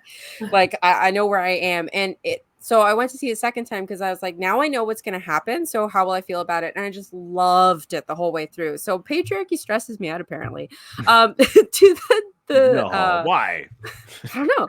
To the childlike wonder thing, I also think this isn't a political show, but it's kind of a comment on how disenfranchised men who have been told that the world is theirs, but then they go to the world and it's not theirs because the world is a messed up place and it's nobody's and shit's not going to be handed to you. They're disenfranchised, and then they see something like QAnon, and then they get wrapped up into it, and then like the programming, the radicalization of young men is a current thing. And so like that's part of why I was having so much anxiety, because it just felt so real. Like I've seen people get radicalized like that. Do you know when it was also a thing? Forever? In 1940s Germany. Oh God. So what? Incels are Nazis. Okay. Some of the time they are, actually. So this is Chelsea. Hey, She's one of Barbie's little sisters. What's up with Barbie's little sister? That's going to be a plot line in the next one, probably, right? Maybe. You see Skipper. Skipper is Barbie's little sister. She was the first little kid doll. I called it Poopy Barbie, but I couldn't remember the name. But Skipper is the. I kept wanting to say Stacy, but that's from The Simpsons. No, Stacy is also a sister of Barbie. Okay. No, Malibu Stacy. Yeah, Malibu Stacy is from. Well, Barbie. So funny story. Don't ask me. I'm just a girl. Don't ask me. There's a movie that came out. So there's two Barbies. There's Brooklyn Barbie and Malibu Barbie. And this is like a new thing, so that they have like an African American Barbie, but she's her own character. So the one from Malibu is like your stereotypical stereotypical Barbie, and then she has this Brooklyn counterpart. So it's He's like, actually hey, really let's get some cool fucking way. pizza over here, Barbie. Pizzeria Barbie. Yeah. But I was talking hey, about Brooklyn. Yeah. All right. We've kind of gotten all over the place, but I know it's so this hard movie with this movie really to hard like to talk stay on about. point. yeah, I mean, yeah. we didn't even get through the opening montage, but I ran to the bathroom and I was like to my partner, I'm like, I don't even know. I want to talk about set design. I want to talk about the music. There's just so much.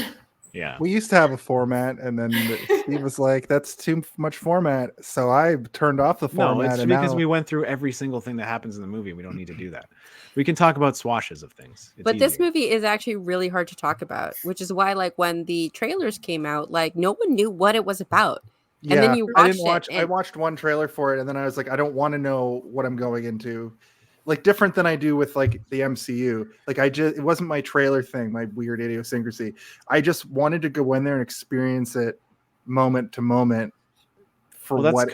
that's sort of the beauty of Barbie is that you didn't Yeah. really need to give us a plot outline in the trailer. You can just show images. Just show a bunch of things. But, and like, they the could big have. fans. They could have. But this movie's hard to talk about because you have the scene where Ken is introduced and then he gets injured on the beach and he looks like an idiot, and then he's acting kind of like a stereotypical woman would, where the Barbies pick him up and he's like, oh, you're so strong to them, and then you find out that his job is beach, and then it goes from there into a dance sequence at Barbie's. And he then asks Barbie death. he asks Barbie if he can come over to her house, and she says, sure, I'm not doing anything. I'm just having a highly choreographed dance party with all of the other Barbies in the neighborhood. You should stop by. Bespoke music. Yeah. Which, to talk about that song at the dance party, Dua Lipa put all the lyrics to it after it was already dance sequenced and out. They were like, we need you to add it after the fact. So, like, power to her. That's cool. Get that vibe She's out. fantastic.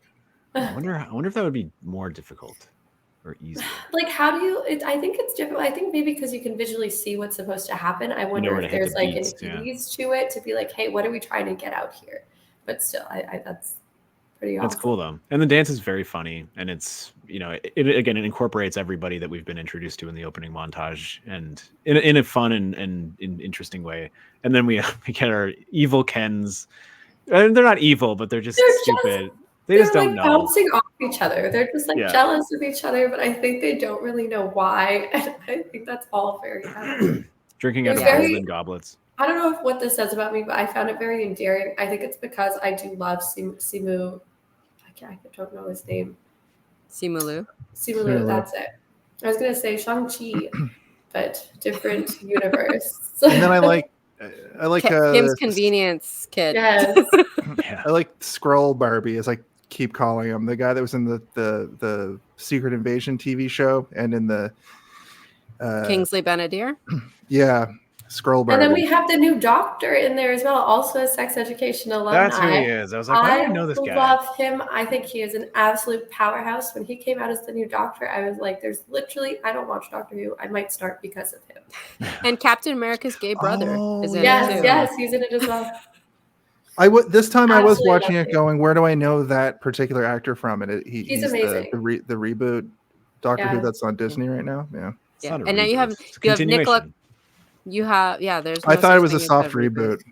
No, the way they that replace the doctors every 2000. couple of years, and they just. I don't think they do reboots. No, of I know that. I think they just sort of. Oh, maybe I don't know. I think they just do. They not just put more new doctors out. It's just like the Doctor is reincarnated as a different form. But I know what you're saying, though, Jason. It's like they change the production of it every 20 years, though. Like in the early 2000s, they had that season with Vitamin C and that guy that kind of looks like Jason Statham that died recently, and that was a reboot of Doctor Who. And supposedly this new iteration it's a continuation, but they changed the way the show looks. And they Vitamin C? Yeah, she sang that graduation song. It's called Graduation Song. Are you talking about, which doctor are you talking about? Or maybe I'm thinking of a different person. I thought it was Vitamin C, but it's apparently not, because you're giving me squinty or an idiot eyes. No, I don't know. I don't know that much about Doctor Who. Yeah, but I mean, even like the original Doctor Who is still considered canon within the Doctor Who universe. I understand that. So you're just saying that a new production company is handling the production. That's right. Okay. Also, I think maybe trying to get a new audience to come back into it, because like I said, I've always been interested in Doctor Who, but been very overwhelmed by where to start. But I love this actor, and I feel like maybe there might be others like me. It's like a reimagining, and like they have. Anyway, we could have a Doctor Who podcast. If we want our podcast to go for 40 years. My problem with Doctor Who is that there's literally episodes that are destroyed, so I would never be able to watch it all, so I can watch none of it. Okay. You could start at like, what is it, the 9th Doctor, Eccleston? Eccleston, that's the one that I'm talking about. Who was his sidekick? Oh, she's English singer. Vitamin C. No, Billy Piper. Vitamin D. Yeah, Vitamin Billy Piper. C is not Billy Piper. I was joking, Correct. I swear. No, yes, they are the different music. people. So, like the dance sequences, there's several dance sequences in the movie, and it's like back to that old Hollywood that you see with like the Wizard of Oz and the map paintings and all of that. You've basically got like a oh my god, what's his name? Gene, famous Wilder? dancer. Oh, no, not Gene Wilder. Although that's Gene Kelly. Gene Kelly, yes. Yeah. So you have like those dance sequences, and like back in the day, movies were just like movie musicals. They would just shoot the stage, and you would just see like a dance sequence happening on the stage, and it was just like, let's put on a show, and then it'd be on the stage. So seeing that, just like a dance sequence that's its own thing. Like I love that sort of shit. Like I love 50s movies, and I love movie musicals from that era. So, and I love Judy Garland stuff. So seeing that, and then the Ken's dance, which is very, very Gene Kelly coded at the very end. But like, how do you explain that? Like the plot is moving through these dance sequences somehow, but like they did 2. I can't even say 2. I'm gonna say 3, because I think the Ken fight at the end is essentially a dance sequence. Like there's no other way to describe it. There's literally people dancing during that. And they're just hitting each other with like fake things. I loved it. But there's like 3, and they're all so good. And I think they all move the story. Like they don't feel extraneous. And I think in a way the first one could feel like it didn't need to be there. But like it felt so perfect. You're like, why wouldn't you have a perfectly coordinated dance party followed by a girls' night? Like who's tired, right? Like who has work in the morning? Like it's just Yeah, and it's part of like Barbie play, right? Like you had Barbie, like if you had a dream house and you had a bunch of Barbies, like no one had a Ken, so all your Barbies were just having sleepovers all the time, right? Like, but it's just so the dialogue is so funny when Harry Neff Barbie is just like, hurry up, the president's here, and Issa Rae's like, I am, you're welcome, and she's using that giant Barbie brush that like used to come with your Barbies. Yeah, so, it was all plastic. It couldn't brush anything. Exactly. Yes. So good. Oh, my eyes. Life in Plastic is fantastic. And then we go to Weird Barbie. Okay, the scene where her feet fall flat, because I feel like that's sort of the next morning, because she has bad breath. She wakes up and she's not perky and happy to go. Yeah, cold shower, and that. Apparently, Margot Robbie watched like old shampoo commercials to really get the like what to do in a fake shower kind of down. I think she really nailed it. And old infomercials to get what to do like when she's something like, goes wrong. like there's no water coming and then down, the milk's bad or the orange juice is bad, and I'm like, oh, the worst. Like everyone's had that experience, and it makes you not drink milk for like a very long time. Mm-hmm. I think Margot Robbie is an underrated like physical comedy actor, I would say.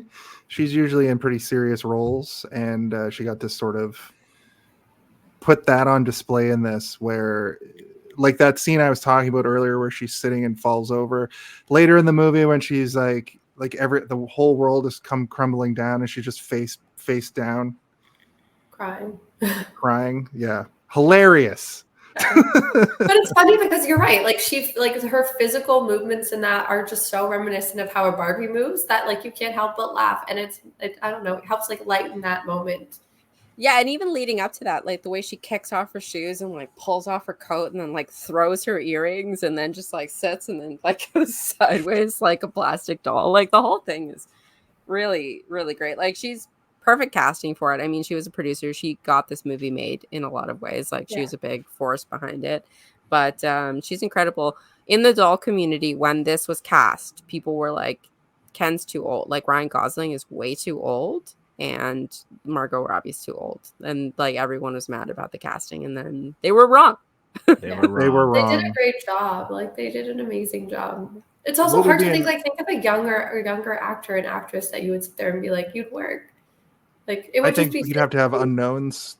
Yeah. Really, I can't think of anybody else who like is perfect for this. The only person that I think looks like Barbie and is younger is Reese Witherspoon's daughter. But she doesn't act, so it's hard to say what she would be like in this.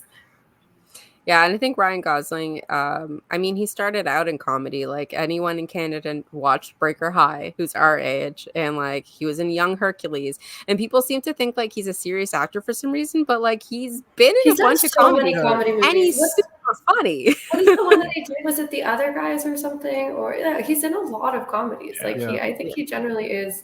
I think like a person just based on this that maybe doesn't take himself too seriously. Like he's saying, I'm just Ken at the Oscars. He did it. Yeah. Full there were stop. so many Canadian Kens, like Alan, Ryan Gosling, Simu Liu. Like Greta Gerwig said that there was something about the Canadian men that was like softer and like gentler and nicer. So it's like the only American I think is Chris Evans' brother. And the British guy, yeah. And if you guys are right and John Cena was in this movie, I didn't see him. He's American, right? No, like the main Kens. Oh. Like the only American, like they were British and Canadian. I think Barbie, John Cena might be a Barbie.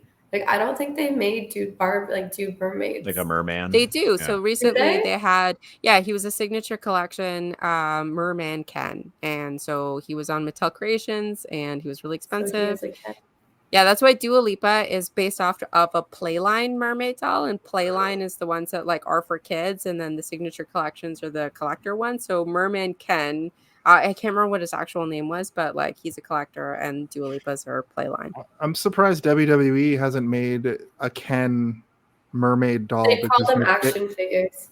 Right, true. But Mattel also owns the rights for WWE action figures, so I'm surprised. I'm sure that'll come. WWE does this thing where they make action figures out of like every costume a wrestler ever wore, so I'm sure that action figure will come out one day. Probably grab it. He's getting a brewski. I think that's the only time he's out there is Dua Lipa being like, a brewski. My big guy's thirsty. Yeah. Oh, God. Oh, so good. So many good moments. But yeah, the feet falling flat, absolutely incredible. And then I think when she's walking a weird Barbie house and she's like, I would never wear these shoes if my feet were like this, did make me giggle. Yes. Because we all have flat feet and we are made to wear high heels. And we're not made, but every time you choose to do it, you're kind of like, why in the world is there not a better way? I mean, fashion over the years have dictated that women like had a heel in their shoes. Like I had a job once where it was a serving job and they said you had to be in a minimum 1-inch heel or 2-inch heel, something like that. Not because they want you prancing around in heels, but for safety reasons, because there could be broken glass on the floor. Oh, disgusting. Absolutely disgusting. Jeez. And the chefs all have Crocs on in the back. This is a chain restaurant throwing knives at each other. Very much assure you every person has gone to. But yeah, broken glass on the floor. This like 50-year-old man was trying to explain this concept to me. I was just like, this is a bad place. Did he have to wear heels or? No, he doesn't. I was really about to ask, but at the same time I needed a job because I was moving to Paris in 3 months. So I was just like, I got to make money fast. It was only like recently brought up in like the Ontario Workers' Rights Code that you couldn't force women to wear heels as part of a job, as part of a serving job. Can you imagine serving in any sort of inch heel? It's ridiculous. Your feet hurt if you're not in proper running shoes. I think I wore Toms to my first couple shifts at one job and I was like, my feet are dying. I'll never be able to walk again. Like, yeah, that's crazy. It's crazy. that it's Non-slip recent. soles are Yeah. also safer than Yeah. than a heel. Also, there's not a lot of broken glass on the floor. Like, I How can much bring glass was breaking at this Yeah. restaurant? You'd People like you're more muzzle likely to top slip on every it. 10 minutes. But a lot of Ridiculous. the new Barbies and fashionistas have flat feet. I love it. Do they have Sneakers are all like a the click rage inside now. them to make them go? The click, no. There's actually, you know what? That's a different podcast. I can tell you about. I just remember the I think my quality of sister Barbie. had one that like the foot you could put it into heel mode and flat foot mode when I was a kid, but Like a I might joint. be imagining that. No, there's been a bunch of stuff like that. Like, there's a line of dolls called Rainbow High, and the beach doll comes with flat feet, but then you can unclick the feet, like take off the feet. They come with a second set of feet Oh, that are geez. in like a heel. That's terrifying. That's Remove how your Bratz Barbie's dolls feet. were. Bratz dolls, you had to remove the whole boot. Like the shoes came off. They were part of the leg. So when you go and see like used Bratz, like they just have these little nubs for legs because like the kids have lost the Spooky. shoes. I had these wrestling action figures in the 90s that had bone crunching action, where when you moved their arm like this, there was a little mechanism inside that's kind of like what I think Steve's talking about, where you can click the feet to like, it's almost like a little wire, but it made like a crunch. So fucking weird. Kids Well, Barbie toys, had a man. knee, like her knee joint had Yeah, the double that's- click. So it would Right. click and then click, and that's how you So got- she had bone crunching action too. And I think we just have to really take to a nod to the fact that dolls and action figures, not much of a difference. They're literally No. the same Just thing. They are really how all they're dolls. marketed and named. That's like a proven thing where they started calling them action figures because boys didn't want to play with dolls. like G.I. anymore. Joe is a doll. It was Yeah. a doll. It was called a doll, yeah, and then they're like, we're My- gonna call it an action figure. My brother was obsessed with the Little Mermaid doll. Absolutely obsessed. He took it everywhere. He took it in the bath. He went to bed with it. He changed her outfit.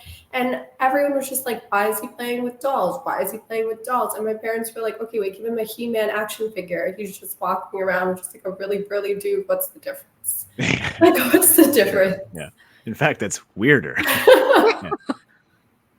Yeah, He-Man's wearing a loincloth. Yeah. And he's got like an 8-pack and his shoulders are too wide. Like he could Yeah. not possibly stand. People say Barbie couldn't stand. I don't think He-Man could stand. Yeah, and they didn't shave his nipples off. He-Man's nipples were out. And we know that Clearly. causes corruption.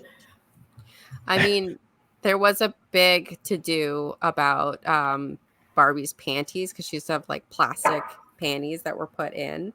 So in order to, you know what, that's a different podcast. No, don't finish the thought. At least. So there's a brand of dolls. It's owned by Mattel. They're American Girl dolls, and they just have like soft bodies. Like they just have little like soft bodies, like this. So their whole body is just that all the way down. And at one point they put in perma panties. So like right now they have removable underwear, but they put it in and like it was a huge problem. Like I don't know why they wanted to do that, but like that's a thing. And Barbie has like little plastic like underwear that's like painted on so that she's not naked. Like that's the whole thing. It's a doll. Yeah, but it's Earth. I just think again, it's adults putting things on children's toys, but Yeah, it's stuff Absolutely. that children would never think about. It's just the adults thinking Yeah. about it. Too much.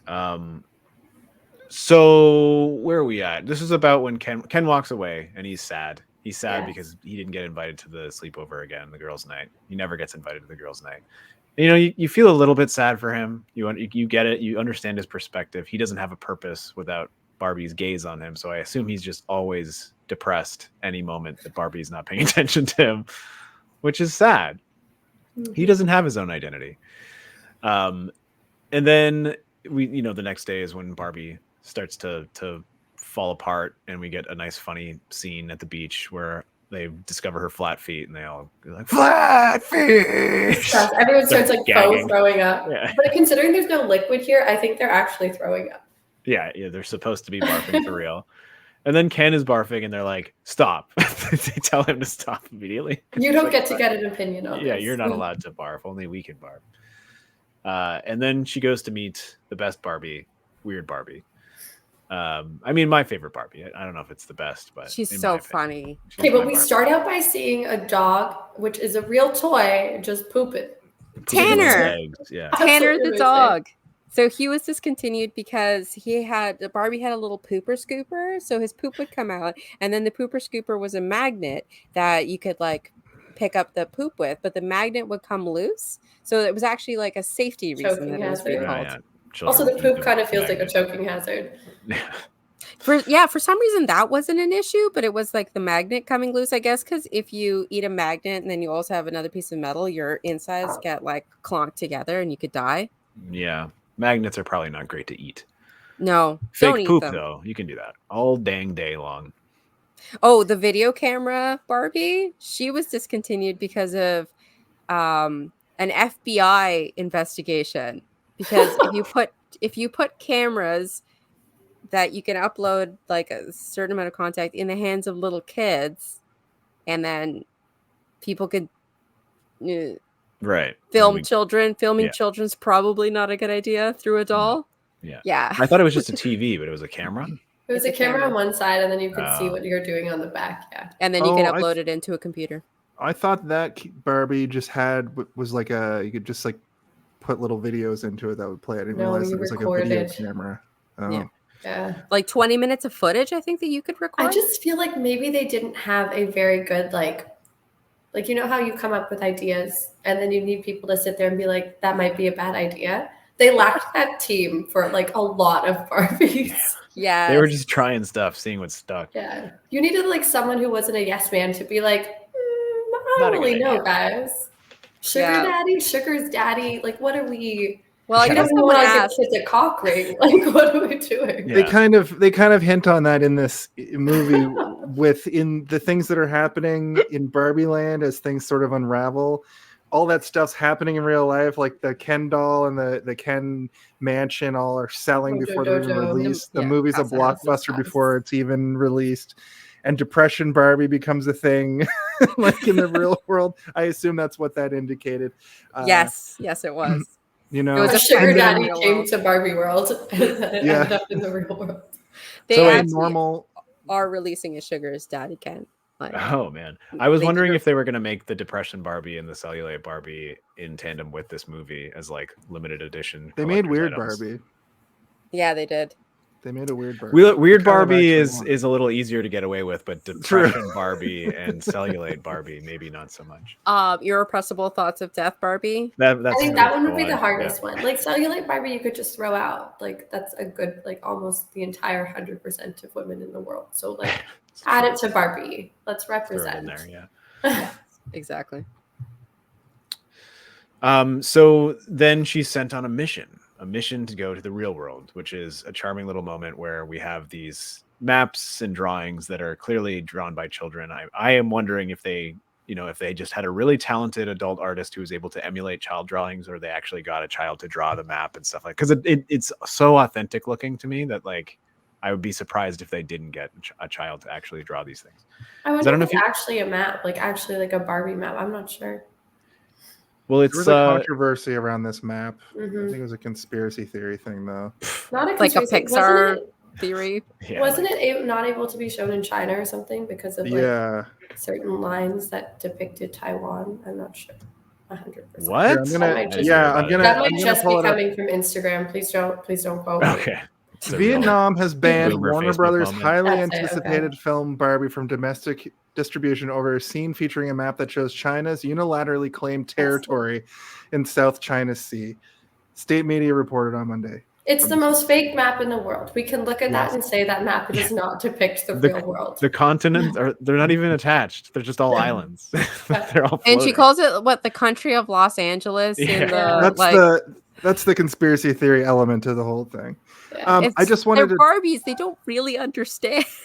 Yeah. I did want to touch on the fact that when Barbie's sent on her magical journey by Weird Barbie, that character reminds me of like an 80s fantasy movie where the hero like has to go on their journey and they have to meet with some sort of weird sage. Yeah, it's That like happened a it's an lot. archetype from it's like the From, like, the fantasy. wizened Yeah. elder sends you on a quest. They is- spoofed Or- the Matrix. They like, do you want like the Yeah. red pill or the blue pill? And she's like, Yeah. I'd like to keep my own. Like, I'd like to just Yeah. stay here and be perfect. Thank you. It's So- almost like, sorry, go ahead. No, go for it. It's almost like when Dorothy went to Glinda and Glinda was like, follow the yellow brick road. Yeah. Which is That's funny what that because scene is. Kate McKinnon does an amazing Glinda impression in the Ghostbusters 2016 movie. I don't know if you've ever. she I goes, watched it "Come out, recently." come out wherever you are. I really Awesome. like that movie. So yes, I'm not allowed to talk about it anymore because everybody thinks I'm a misogynist because I don't like it. Well, you You are. know what? 'cause you I don't think like it. there's a large population of people that just like it because they're like, it's not the Ghostbuster I know. I really enjoyed it. And I will put myself on. I like it for what it is. Yeah, for sure. Yeah, it's that's fun. exactly it. I like it for what it is. I'm not expecting it to be Ghostbusters because you can't. And Ghostbusters 2 already They're ruined also what old now. Ghostbusters is. And then No, there was a whole Ghostbusters 2 is show. a fantastic film. Anyway, We're on Barbie, Barbie. Birkenstock or high heel. You guys don't want to talk about Aegon the Carpathian or whatever? The city of Ooze. The Ooze is pink. It's true. It's true. Yeah. So this is Vigor the Carpathian. Vigor. Sorry, is it Vigor or Vigo? Vigo. Sorry, Vigo. Vigo. Egor's from House Earn, but it's fine. Also, that guy was in The Mouth of Madness. Remember when he's like, Tommy boy? Like 8 seconds. Yeah. Yeah. Also, They a just- horrible man in real life, apparently. He's like a Oh, monster. look at him. Look at his Yeah. face. Anyway, that's a different movie, a different two movies. Also, side note, the chat is having an idea fest of what we should do for a podcast.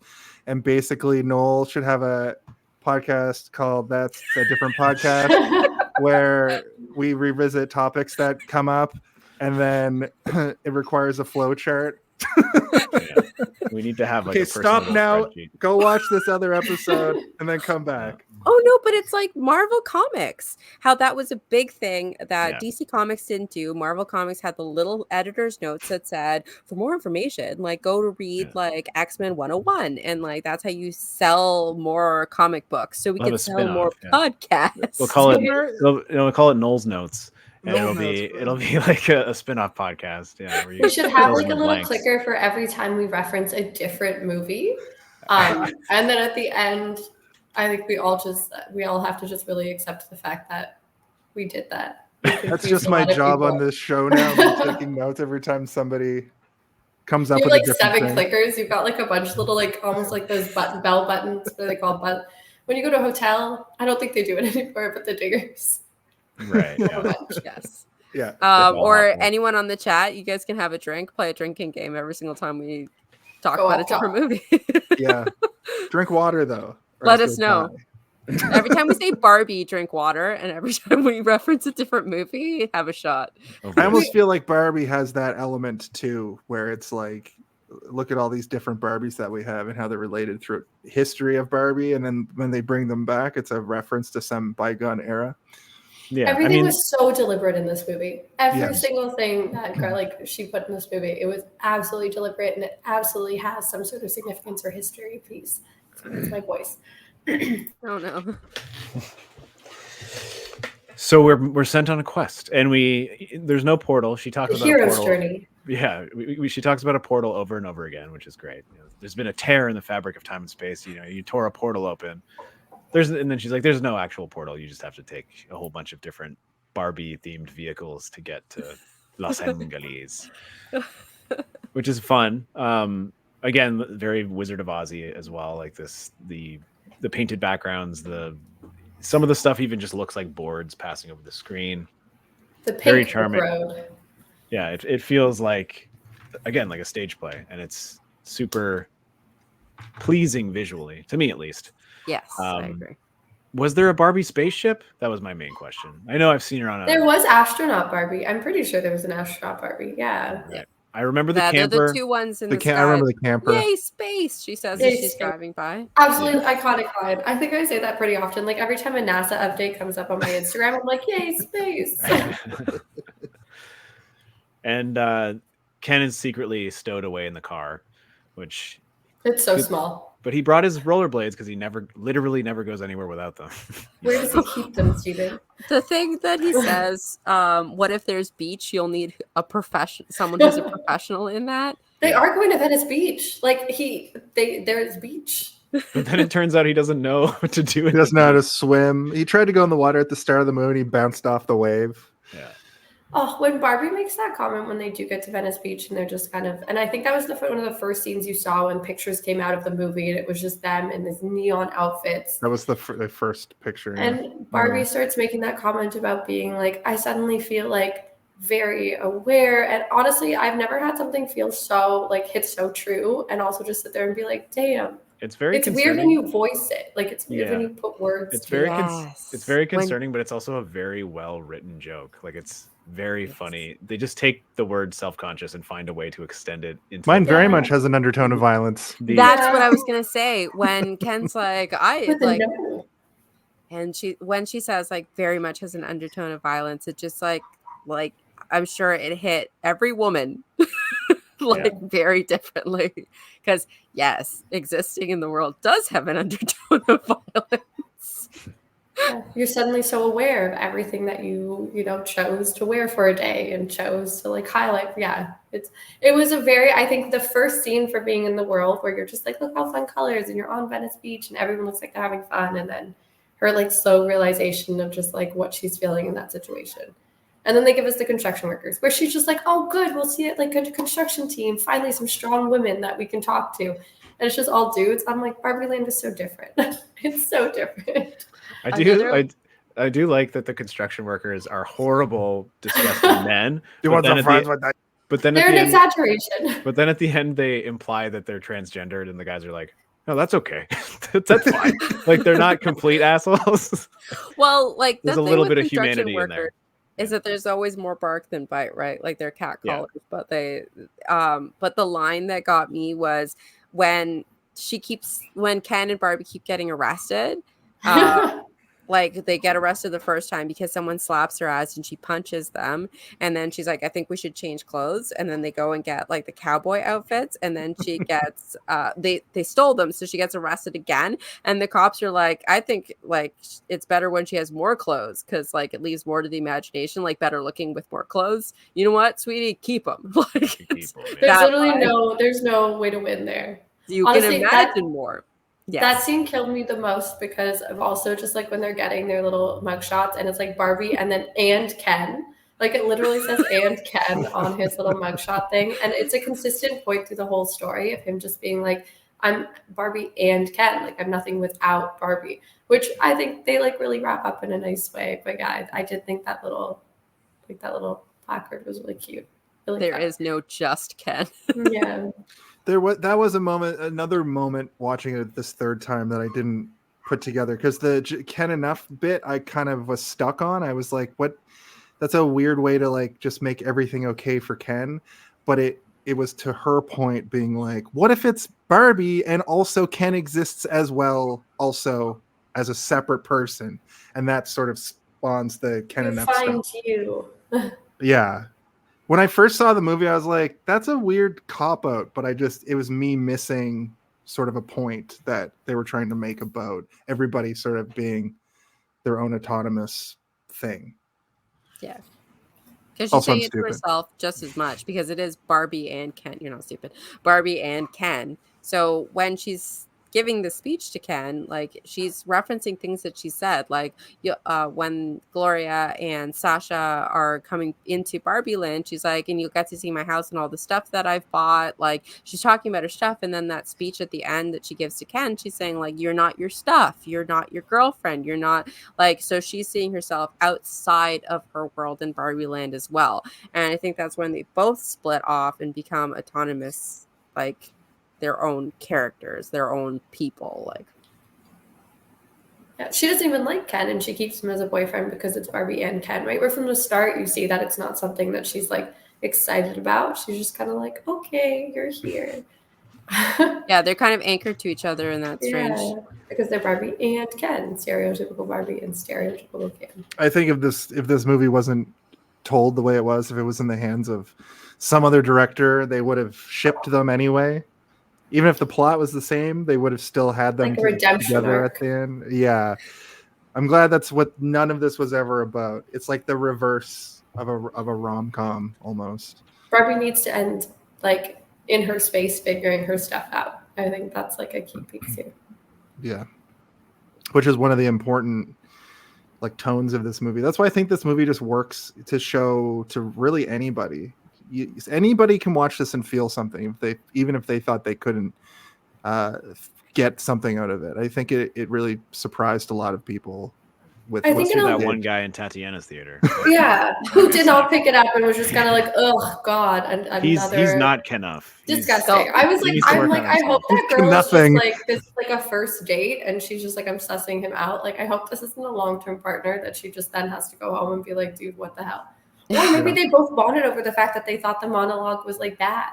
Yeah, maybe she's a lot of trad wife people and don't was like the monologue. Some Like people say that even feminists don't like the monologue. Like it's simple. The whole I've heard people say that the whole movie kind of simplifies the issue, but I think we kind of need it simplified because you see how absurd it is when it's simplified. It's a lot of people and kids, and yeah, kids are a big part of this to see how silly it is and how it shouldn't be there, but also how pervasive it is here and how we live in a space that this just is. It's just there for all the population. We're not even going to say half the population. Everyone deals with this every single day. So I am not going to sit there and say that the Barbie movie had to be this complex feminist masterpiece teaching you all the like intricacies of like intersectional feminism, but it needed to do exactly what it did. So yeah, it's feminism 101, but it's also a mass market not everyone movie takes made by feminism Mattel. 101. That's exactly it, right? And there are plenty of people who, so I actually know a lot of people who weren't interested in this movie, didn't watch it, or watched it and didn't like it. And it's particular age groups of people and particular demographics that don't seem to like this. And people get hung up on, like, one of the comments that I had was somebody saying like, well, I don't know why we have to keep talking about it. It's still here. And it's just like, I can't really like Barbie or the patriarchy, because probably both. It's probably, but yeah, I like the speech. Like, there's things about the speech that like don't work for me, but for the most part, like when she says, the part where like it clicked for me was when she says you have to like, what is it? You have to apologize for men's bad behavior, which is crazy. Like, that's the part where I was just like, yep. Or like, you have to be their mommy, but you can't remind them of their mommy. Like, these are all things that I've just like experienced where, yeah, I'm not going to go into detail about it. That's a different podcast. Everybody take a drink. My trauma. No, I agree. I think the speech is very heavy-handed and it is simplified, like you said, but like you also said, it definitely doesn't need to be overly worked and overly complex in order to get the point across. And that's what I like about the speech. That's one of the things that I think stands out as one of the best parts of the movie, because it feels ranty and it feels like she's just getting things off of her chest. It doesn't necessarily feel like she's poking you in the chest with it. It's just stuff that's built up inside of her. Yeah, that's almost 40 years of repression. Yeah, and we don't know a ton about this character at this point. We know enough to see that she is balling things up and going through a lot and having troubles at home with her daughter and potentially her husband, even though her husband just seems to be like a really sweet, nice guy who's just not on. He's off screen being kind of a sweet dummy or whatever, right? Very the opposite of golden Ken. retriever, yeah. Which also may cause some repressed feelings, right? Exactly. Like, right, yeah, like she couldn't go on the cruise because she couldn't get that she won, like the raffle that she won at Sasha's school, because she couldn't get enough days off, and her husband is allergic to the sun. Hey, don't make fun of people who are allergic to the sun. I know, but it's also like you're making concessions. You make concessions, and how many concessions do you make? All of us, like male, female, anything, doesn't matter. How many concessions do you make day to day? And like, how does that fall up? I think the simplified nature means that, like, I think everybody connected to a portion of that speech. Even if it wasn't all of it, you connect to a bit. And like, maybe that's like a stepping stone for you to go to like feminism, like 201. Or like, you know, advanced feminism. Like, it's those little steps, and it's just or like at the very basic, just feel seen. Like there's a reason that this movie like did as well as it did, because people felt seen by this movie. Like it's a movie by women, for women, about women, a Right. new idea, like concepts that just aren't like, I think Tatiana, the way that you said it was hearing it out loud. Like some of that stuff, like you know it and you've heard it, but like hearing it out loud in a movie, that it's just different. It's just a different feeling. Mm-hmm. I think that also, like, as you know, that guy who sighed in your theater at this speech, like that kind of hostility, in my opinion, is just somebody who's seeing and hearing these things either for the first time, or it's causing some sort of serious introspection within himself, where he is recognizing his own bad behavior within the speech and having a negative reaction to it. Right? I can say, like, listening to that speech, there are moments in there where I'm like, oof, yeah, oh, geez, yeah. Which is a good thing, because it allows you to examine something that is being presented in a way that is not hostile, but seeming to be coming from somebody who's exhausted, which is pretty powerful. And I think that's what they were trying to do, is not do like a whole like wagging finger, like you're the bad one here. Like Right. that's not what Greta Gerwig was trying to get across here. I think she was just trying to make it inclusive to as many people as possible, to be like, hey, this is just it. This is like, if people want to do that whole like, you know, I'm not a sexist, I have a mother, daughter, sister, like that's also The for you speech to that- listen to. Like speech you that have a Will mother, Ferrell daughter, sister. Yes, Yeah. where he's like when Barbie is in the Mattel headquarters and she's like, can I at least speak to the woman in charge? And it's like, that would be me. How And dare then your you. COO, your CFO, and it's all, and it's like, bong, bing. does any woman work here? I resent that. He's like, I'm the son of a mother. I'm Yeah. I'm the Going on mother the of a attack, son. right? I'm the nephew of a woman aunt. They exaggerated that in such a perfect way for you to just again see that absurdity of like every speech that's been given by someone being like, I can't be a sexist, I respect my mom, and you're like, okay, if your mom decided to run for your position, would you vote for her? No. Yeah. Yeah, and then there's the whole like, well, there was one woman, like whenever like I have a hockey podcast, and often when we're talking about women in the big four sports, people will always bring up the one woman who played as a goaltender for like a minute. This one time, and it's just like we had one female CEO in the 80s and then another one at some other time. At some point. Some of my best friends are Jewish. Yeah, like it's just, what does that tell us? That tells us nothing. No, he got his speeches mixed up in his head. He accidentally went reflexively into the racism speech. So funny. He does such a good job. Like I really did love Will Ferrell. I think they cast everyone in this movie so perfectly. I'm so happy with everyone that was in it, and like the little bits that they did. Yeah. There's like a fan headcanon that he goes to his job at Mattel and then goes home and then he's the dad from Plays the Lego Lego? movie. Yeah. That's so cute. Yeah. Oh. I mean, yeah. It kind of works. They're like similar characters, right? Yeah. At first, when I heard that, I was like, that doesn't really work, because the guy in the other movie is like kind of an asshole, mean jerk, and this guy is like, he is an asshole, mean jerk who's in charge of Mattel, but he says, you know, like, I really want this to succeed, and this is not what Mattel stands for. You know, like when he's making his, I want to stand up for little girls everywhere in the least creepy way possible. I didn't get into this business for a bottom line. I got into this business for little girls' dreams in the least creepy way possible. Yeah. And but then watching it again at the end of the movie, he still has that sort of like childish, controlling attitude when he's like, "Well, Barbie's in love with Ken," and she's like, "No, I'm not." And he's like, like he gets like, you just have to do it. Yeah. What do you mean? When he tells President Barbie, "Call me mother," and Issa Rae's like, "I'm not going to do not doing that. I won't do that. I love her as President Barbie. I think she does such a fantastic job. Yes, I'm here. Like she's so good in every scene. She's got such an incredible smile and presence. Like all the Barbies are cast so wonderfully. Like you said, like the casting in this movie is pretty incredible. But like Hari Nef being in it pissed off a whole bunch of conservative people. Oh God, yeah. But like, so I don't think there's anything we can do that won't piss off a whole bunch of conservative people. there's so many things about this movie that will piss off conservative people. That Just Yeah. make every Of course character that in one's this gonna movie stick out. Donald Trump, and the conservatives will love it. yeah, it'll be called Can you Bumpy. imagine? Oh, I wish they could get radicalized by something like this. Right? Right. Just start wearing pink everywhere. there And, was a like- good portion of time where that was literally such a main color you saw on people. Like, Yes. you're right. Marketing did such an incredible job. Like, their marketing team did so well because it just like pink resurged in such a strong, powerful way where like it was like office outfits where you would just see people in like insane like pink combinations and you're like, yes, we can be feminine. Not that like personally in my job I don't feel like that's something I really have to struggle with and like looking less feminine, but like it just felt nice to see people in colors, specifically pink, because I think a lot of us kind of rejected after a period of time. I only reject it because I think it doesn't work with my skin tone. So I think you look lovely with that background. I honestly think it's the glitter. I do know I look great in glitter, so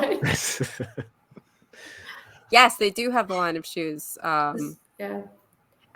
Like Miniso had like a whole bunch of Barbie branded stuff. Like there's Barbie pill cases and Barbie. Like I have a whole bunch of Barbie stuff. I reclaimed pink at one point in my life, and I because I didn't like it for so long because it was too girly, and I'm not like the other girls. But then pink is a nice color. Own it. Own the color. It's not gendered. Zara I don't did own like a lot whole of- Barbie line. I don't own a lot of colorful clothes, but the colorful clothes that I do incorporate pink in some way. I like pink. You're wearing the shit out of that shirt, I gotta say. It looks really good on you. This one? Yeah. I will say I do I like love how you just went like, yeah. Yeah. I love businessmen that incorporate pink into like a suit outfit. Like I do. I love like Yes. a pink sock or like a pink detail sock or like a pink detail tie or collared shirt. I'm into it. I'm Pink here tie for it. and pink pocket square. I see Yeah. all the time at the offices. I work on Bay Street. Ooh, Ew. we were close to each other. Look at that. We The can talk sisterhood. offline. That's for another podcast. Oh, but speaking of talking to other women, one of the cool things that was happening in these theaters, though, like everyone was wearing pink, but everyone was saying "Hi, Barbie" to each other. Mhm. Like all of these women just being like, "Hi, Barbie," and like that sense of community isn't really a thing that you get. Like, when was the last time that you like went to a movie or went to a thing in Toronto with a whole bunch of strangers and had this like actual like communal feeling with them of Rob like Zombie a 31. camaraderie? Okay, Very different vibe. like maybe at a Continue. convention but like at a general movie, right? Like, I think Harry I- Potter. Like I think I I don't don't think- Harry Potter movies when I Yeah. was younger. That was the only time you got that vibe. I think That Fast and yes, Furious experience I mentioned earlier, if it's very Star much Wars Revenge of the Sith was the last time that I had like the whole movie theater was on the same side team. But we also went to a midnight. We stayed in line for hours. Yeah. And you got to know all these strangers in line like for hours and hours beforehand, and it was one of the most And fun for this one, it was experiences just I've ever like- had. you were in the bathroom and somebody would just be like, "Hi, Barbie." Yeah, this one was awesome. People were just very kind to each other. Like everyone was very friendly. You get into random conversations. Like it just seemed like a very fun space to be in. Like it just everyone People felt lining nice. up. People cheered. People like cried. You also could cry in the theater and not feel like that was weird. Oh man, I still have trouble with that sometimes. I'll Crying cry in the theater. I don't care. Oh, I I think cried. that's I acceptable. need to start letting it go. It's because I Yeah. go to see movies with my friends who I'm like, I can't cry in front of this guy. I don't think he's ever cried in his If you life. can't cry in front of your friends, who can you cry in front of? It's Well, the- Ken is a liberated man and knows that crying isn't weak. That's true. Yeah. He cries against Barbie's breast at one point. He's just like, "Oh, woe is me." Whether it's a real cry or not, we don't know. I think Ken wanted a mom more than a girlfriend. Is the vibe that I got. I think Ken was given the instructions that he loved Barbie, and Barbie gave him Yeah. meaning, and then that's what he went with, and that's tough. Yeah. He didn't know what he wanted outside of her. Well, He his had no job was identity. beach, and we could agree His that's job not was a real beach. job. No autonomy. Like a DJ. No, I'm kidding. Some- That's a joke. That's funny. That's my Um, own personal feelings about some people I know. I mean, the one who was the doctor was the DJ in this, so Dr. Right. DJ. Yeah, Dr. DJ. Dr. DJ. I feel like that works though. You're a doctor. Yeah, a doctor of beats. A beat doctor, yeah. All right. So we have gotten into the real world. Barbie's Oh, on a dear mission Lord. Barbie's on a mission to find her other half, the person who's been playing with her in real life, or at least connecting emotionally with her in real life. She believes she does sort of like this like meditation sequence where she tries to connect mentally with the person's emotions, and she gets a bunch of flashes of this little girl, and she believes that she knows who she's looking for now and where to go. But she's crossed some wires because she's actually seeing the vision of the child's mom. So she does find her at school, and this is happening. We already talked about the Ken montage of him, seeing the immaculate beauty of the patriarchy in action. But she's at the school, and she finds, I forget the character's name. Sasha, the daughter of the mom who works for Mattel. Gloria. Sorry, this is not because it's a Barbie movie. It's because I just don't remember any names in any movie. But Barbie's easy to remember. I only know their actress names, so like I'm good for you. I've just seen this movie a lot. Right, before we push to when she sees Sasha, though, like when she's doing that meditation, she looks around and she just sees people. She sees life. She sees people happy, sad, like in a fight. Like I think that was such a beautiful scene of just her getting to view like a non-perfect world. Like it isn't Barbie Land. It isn't. This is like, one of the moments that makes me like tear up is when she turns to that elderly woman and says, "You're beautiful," and she's like, and "I she know means it. Like you feel it like deep down. Like you're a person that's lived a whole life, and like you have. I don't know. It was very. I think that was a very touching. It's also the scene. Yeah, the exchange of the smiles is like super beautiful as well. Yeah. That lady's also a really famous costume designer. Yeah. Oh, nice. Something I got out of this sequence too is I didn't notice that the Billie Eilish "What Was I Made For" is actually it's a like there's stings. It's a recurring of it theme through it. Yeah. And it's I didn't notice motif. that. Thank you. That's what I was looking for. That's exactly the exact term. Both of the things that you guys said were what I was looking for. And Donald Trump is now. But the only reason that I noticed it is because when this movie came out, that song hadn't really permeated the zeitgeist yet. And since now I've heard it a billion times, every time there was a sting, I was like, oh shit. And I think this movie is like, you got to watch it a few times, I think it's one of those things, if you're a Barbie fan or not. Catch those nuances. Exactly. I will probably, the next time I watch it, I'll probably catch some new stuff. The fact that the starting, like the starting chords or whatever of the "What Was I Made For" is just opening like bars constantly through. Yeah, the opening bars are just there. Anytime she is kind of getting a little bit more human, and it just keeps being that recurring piece. So it was beautiful. And I think the first time I watched it, I didn't notice it. And then I loved that song. And I just think I was watching interviews with Billie Eilish talking about that song, and Greta Gerwig talking about Billie Eilish about that song. And that's what they were saying. So the second time I watched it, I actually got to hear every time it comes in. And I think they just do a fantastic job. Every time that song plays at the end, which we'll get to, where she has that scene, I sob. I can't help it. I just feel it. I'm just like, I don't know. Yeah, that song has different names depending on what version of it is playing. So that one, it's Billy on the Bench is what they referred to it as when it's playing when she's at the bus stop. And I think the name of the piece of music when you watch the credit roll at the end. Maybe. Or in just the I noticed whatever, when I was watching when I was watching the credits at the end, I noticed that the pieces of music were all there. Yes, because Mark Ronson's the original music for it was, which I love, the original soundtrack for it. Beyond that, it's so good. But that won the Oscar, right? The song. What Was I Made For? I think so. Yes, it did. Yeah. So just and performed then it. that bench scene. She's gonna be Billy Egot soon. Yes, seriously.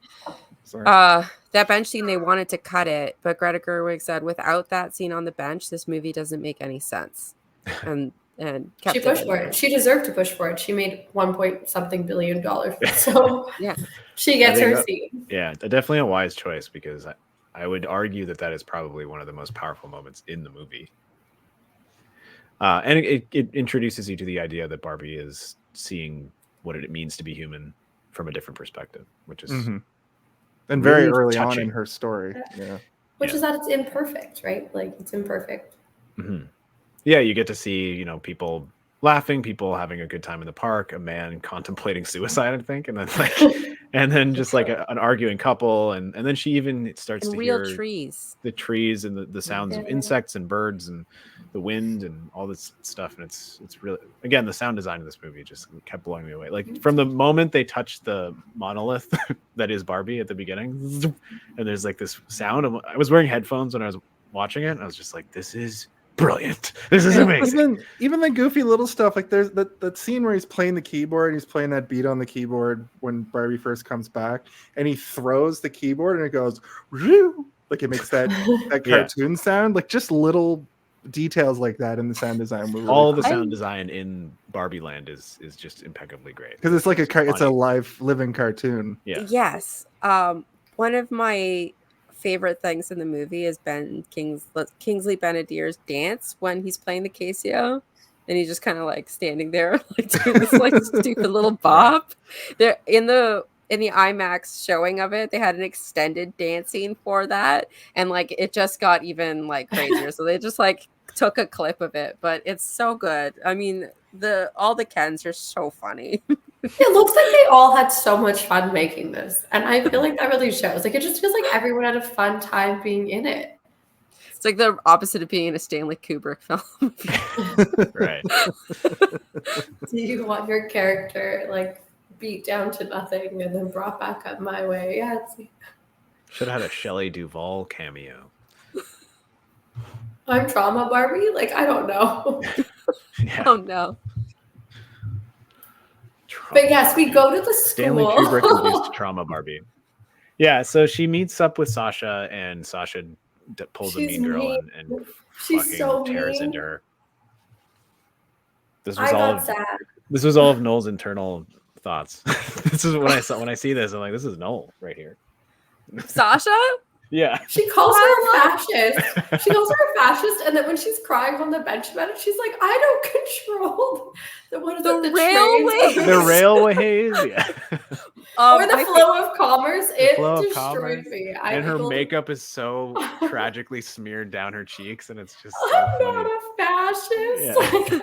Yeah. My favorite part of that speech there is when at the end of it she's like, "Well, will you excuse me?" Yeah, and she's like she's still face. so polite and so like trying to be poised as she's like about she can't to cry there, like rebut them there. She's like, I have to go find a private place. And then she kind of like prances off like daintily, but as soon as she feels like she's far enough away, she just sprints, like she breaks into a full sprint.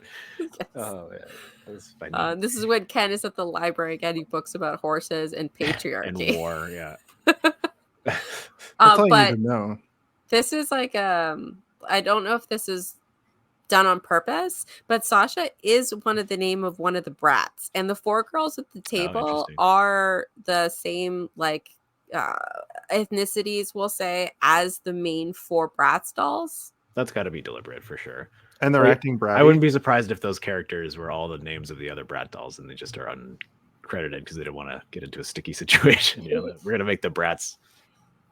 Although what she's saying, like, we didn't play with Barbies, it was a last resort, and then one of the girls says, "I like Barbie." I do wonder, like, I played with Barbies, but like, I don't have that many female friends. Mm-hmm.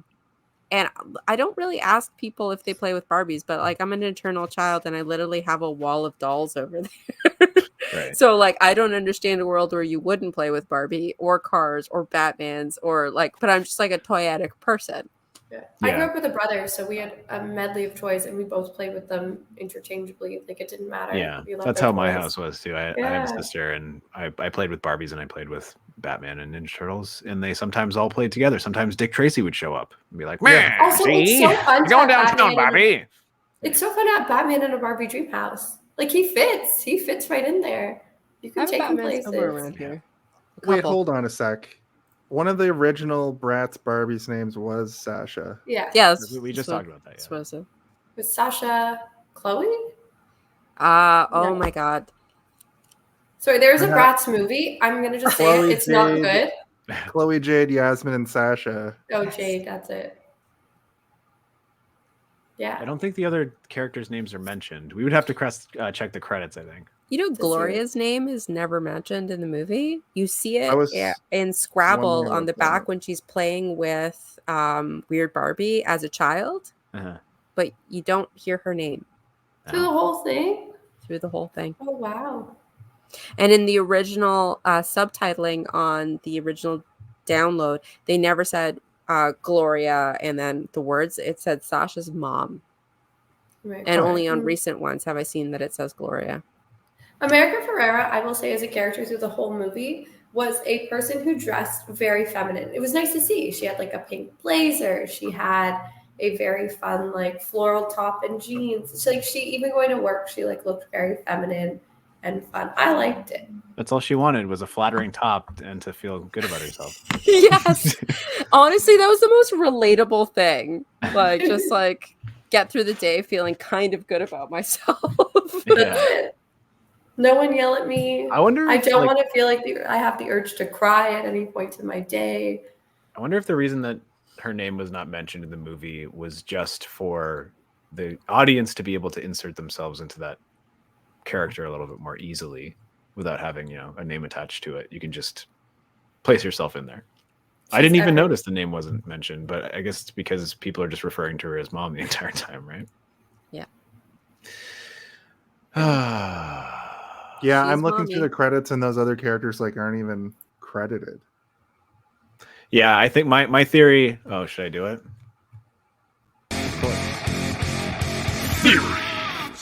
Confirming that Sasha was a Bratz doll. My theory is that they probably did originally have all three of those other characters named after the Bratz dolls, and then they realized that it was probably going to cause some sort of kerfuffle, so they decided not to. Sasha looks over and goes, "But Chloe, you can't talk like that." Are Bratz dolls made by like Hasbro or something? Like, Okay. oh god, here we go. Click, click, click, click, click, click, click, click. Yeah. That's another fun. Bratz dolls are made by a company called MGA. So the lead designer of Bratz dolls actually designed Bratz while he was working as a product designer at Mattel. He never submitted it. But when you sign a contract with any of these companies, anything that you come up with while you're employed by this company belongs to Mattel. So when he took Bratz to MGA, and they were super popular. There was this lawsuit, and Mattel initially won that lawsuit. So Bratz went out of production for a while, and then there was another lawsuit, and then Bratz was given back their ability to create these dolls. So Bratz are back, but like Mattel effectively killed Bratz. But it's because they wanted to kill Bratz because they were doing really well, because Barbie was boring and Bratz was cool and fashionable and also kind of like rebelling diverse against your parents a bit too, because you're gonna wear the fun outfit to school. Yeah, and had nose rings and bell bottoms. Yeah. Which is like a really important thing that Barbie didn't have at that time, right? And the body proportions were more cartoony. MGA still makes dolls, so they still make Bratz, but they do make another line of dolls, and I have a whole bunch of them over there. But well, you know who approves of that? Another doll, Chucky. What do we think Chucky thinks about Barbie? I'm sure he's meant Barbie. I don't think I can say what he wants to, what he thinks about Barbie. Yeah. Yikes. Have you guys done a Chucky podcast yet? Yes, they have. We've done 5 of them. Well, I'm surprised I haven't been part of one. I do love it. The last one we did was the Seed of Chucky. Yeah. Oh, such a good one. Seed of Chucky makes me laugh every time I watch it. That little kid is the most awkward, trying to be like, oh, I love him. I love him so much. Well, we got more Chuckies coming up. We got 2 more Chuckies to do. I have a Bratz doll. She's just in the back. She's hidden. She looks very 2000s. She's in a prom dress. I'm so 2000. I'm jealous of the amount of action figures you're allowed to have on display. Oh, you don't even know. I don't. There's more like where in that came from. I can tell by the time every time you like look, you're like, there's Batman's over here, and there's Robin's Bratz over dolls over there. Bratz to the left of me, Barbie's Left to the them right. all. Here I am. So this is the moment where Barbie is taken to Mattel. Yes. To be put in the box. The moment where she literally meets her makers. And it's funny. It's funny. What's Ken doing? Oh, Ken is retreating back to Barbie Land with the He knowledge just of the bounces patriarchy with in his his knowledge. mind. Yeah. Oh, what is that? Ding, ding, ding, Oh, it's ding, the Batman's ding, motorcycle. Ding, ding, ding, ding, ding, ding. It's ding. the drifter's motorcycle. Something's in my My ass. ass. It's Oh. okay to eat fish. Anyway. Yeah, so this moment we get to see the entirety of Mattel, and we get to see Yes. Barbie's interaction with Will Ferrell for the first time, which is charming and funny. But we also get a giant box in which they ask her to step back inside of. And I really like this moment because I think anybody who grew up in the era of larger Story. toys, Toy Story, some Small Soldiers, just What's that buying toys. extreme hum? Are you hearing that? Yeah, it sounds like a vacuum or something. Okay, it might be me as well. It's garbage trucks. I can't believe you can hear it. It's outside. Okay. It's all good. But yeah, the big box. Everybody remembers the twist ties, action figures. I don't think they use those anymore because I think they're like dangerous for birds or some shit. They're not twist ties, but they do use, like, I'm not going to open this box, but they're behind here and they're like taped down. Yeah. And like there's also like plastic pegs that like hold her in. So it's still the same idea, but there's a lot more holding her in there now.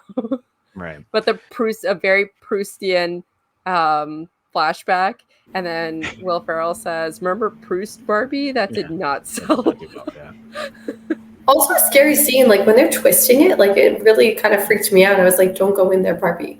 And they're like slowly closing in on her arms. Yeah, like shackles. And when you were talking about the sense of community at the theater earlier, I wanted to mention the big Barbie boxes that you could go get your picture taken in. They didn't have the twist ties. They didn't have the shackles. They didn't have the shackles. Oh my god! And I was like, can't get my picture taken in that. It's not accurate enough. It's not screen accurate. But I do like that. They're closing in on her wrists, and it's another feeling of tension and fear that is real. She's almost willing to be trapped inside of a box rather than have to deal with her human emotions that she's experiencing. What do we think would happen if she went into the box?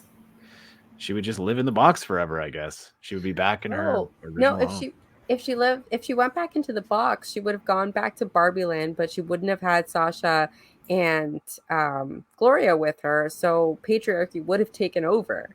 And she wouldn't have met up with the creator of Barbie in her little ghost room.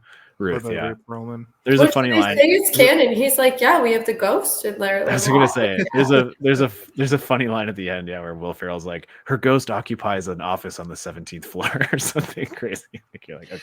So ghosts exist in this universe as well. Have we gotten to Ruth sitting at the kitchen table? It's right after this. She says, like, can I go to the bathroom if I'm gonna be like locked in here forever? I want to make sure my hair is perfect. Yeah.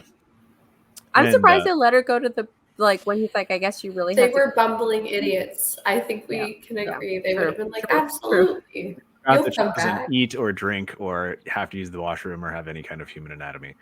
But again, she was just going there to fix her hair. Do her hair, yeah. Yeah. So she escapes, and we get that fun choreographed sort of dance sequence of her running through the bullpen. Will Ferrell, literally running up to her and then screaming and running in the other direction. It's like the Scooby-Doo, like through the doors. It is, yeah. Like very much so. It literally is the song that's like Scooby-Dooby-Doo. Like that's what it feels like is happening when they're running through all the crazy. Oh yeah, it's the Barbie, you're so fun, you're so fun. Yeah, go Barbie.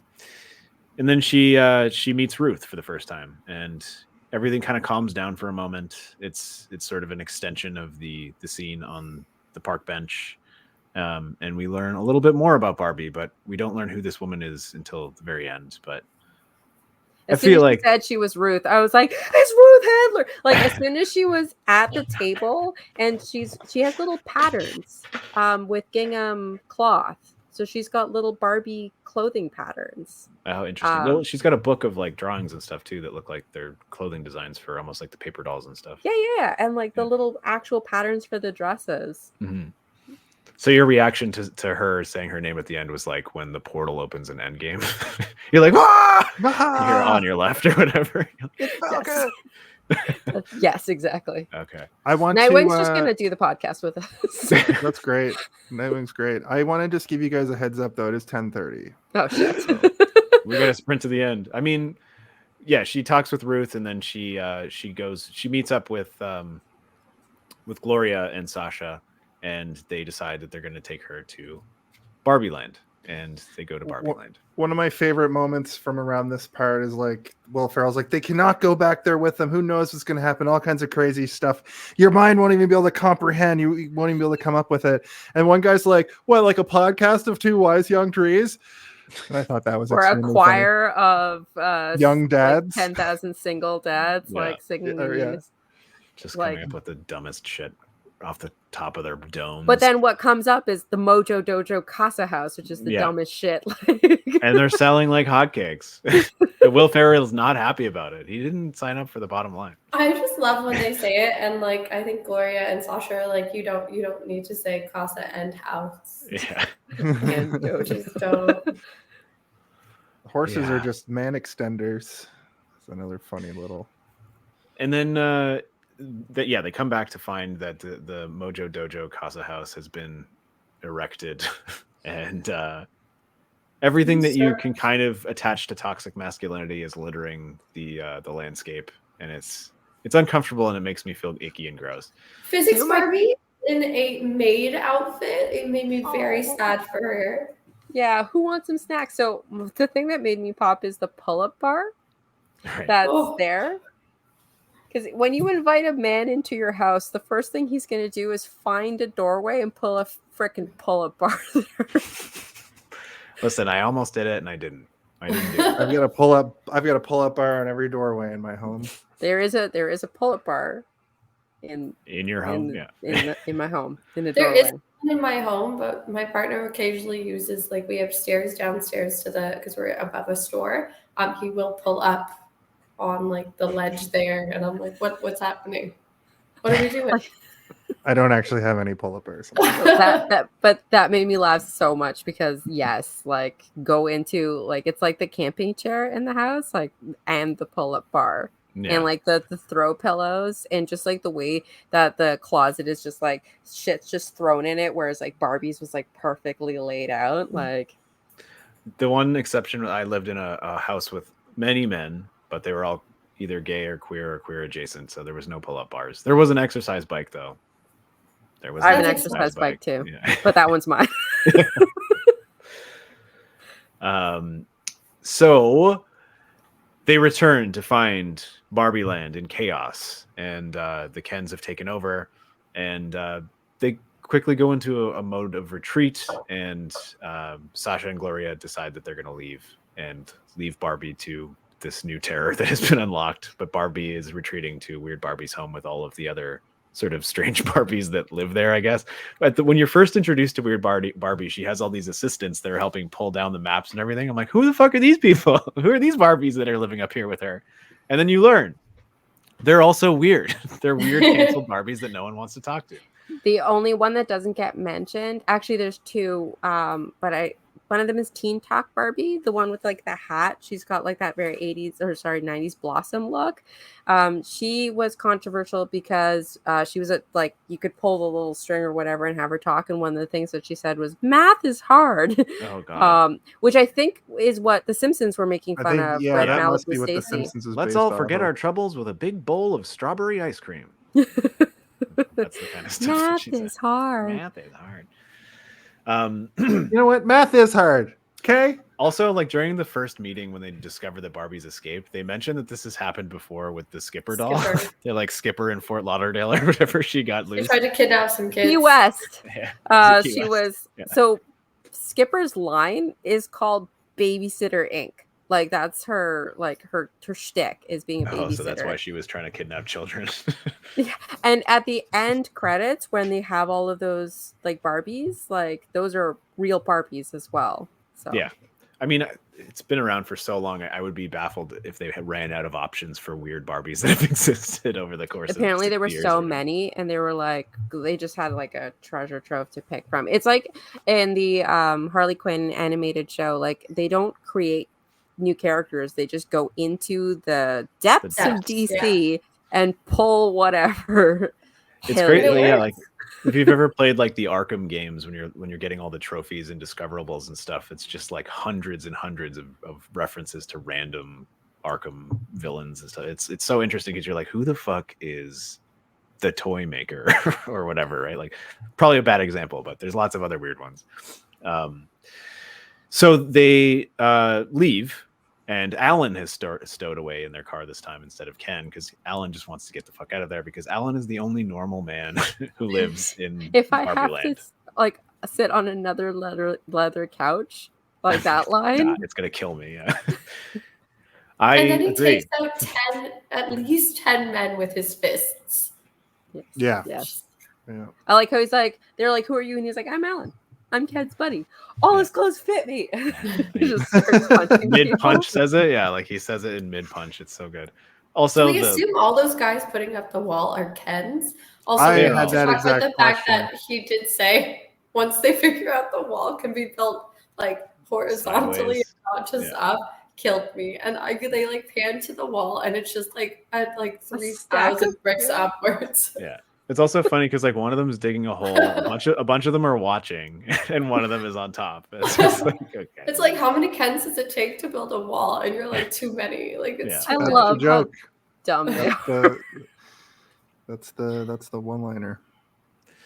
And so he beats the shit out of all of them, and they get back in the car and drive back because they realize that they can't leave Barbie Land to be overwhelmed by Ken and turned it into Kendom Land. Kendom Land. Yeah. They're The land unprepared.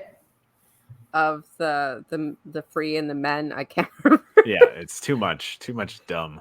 The free and the Ken.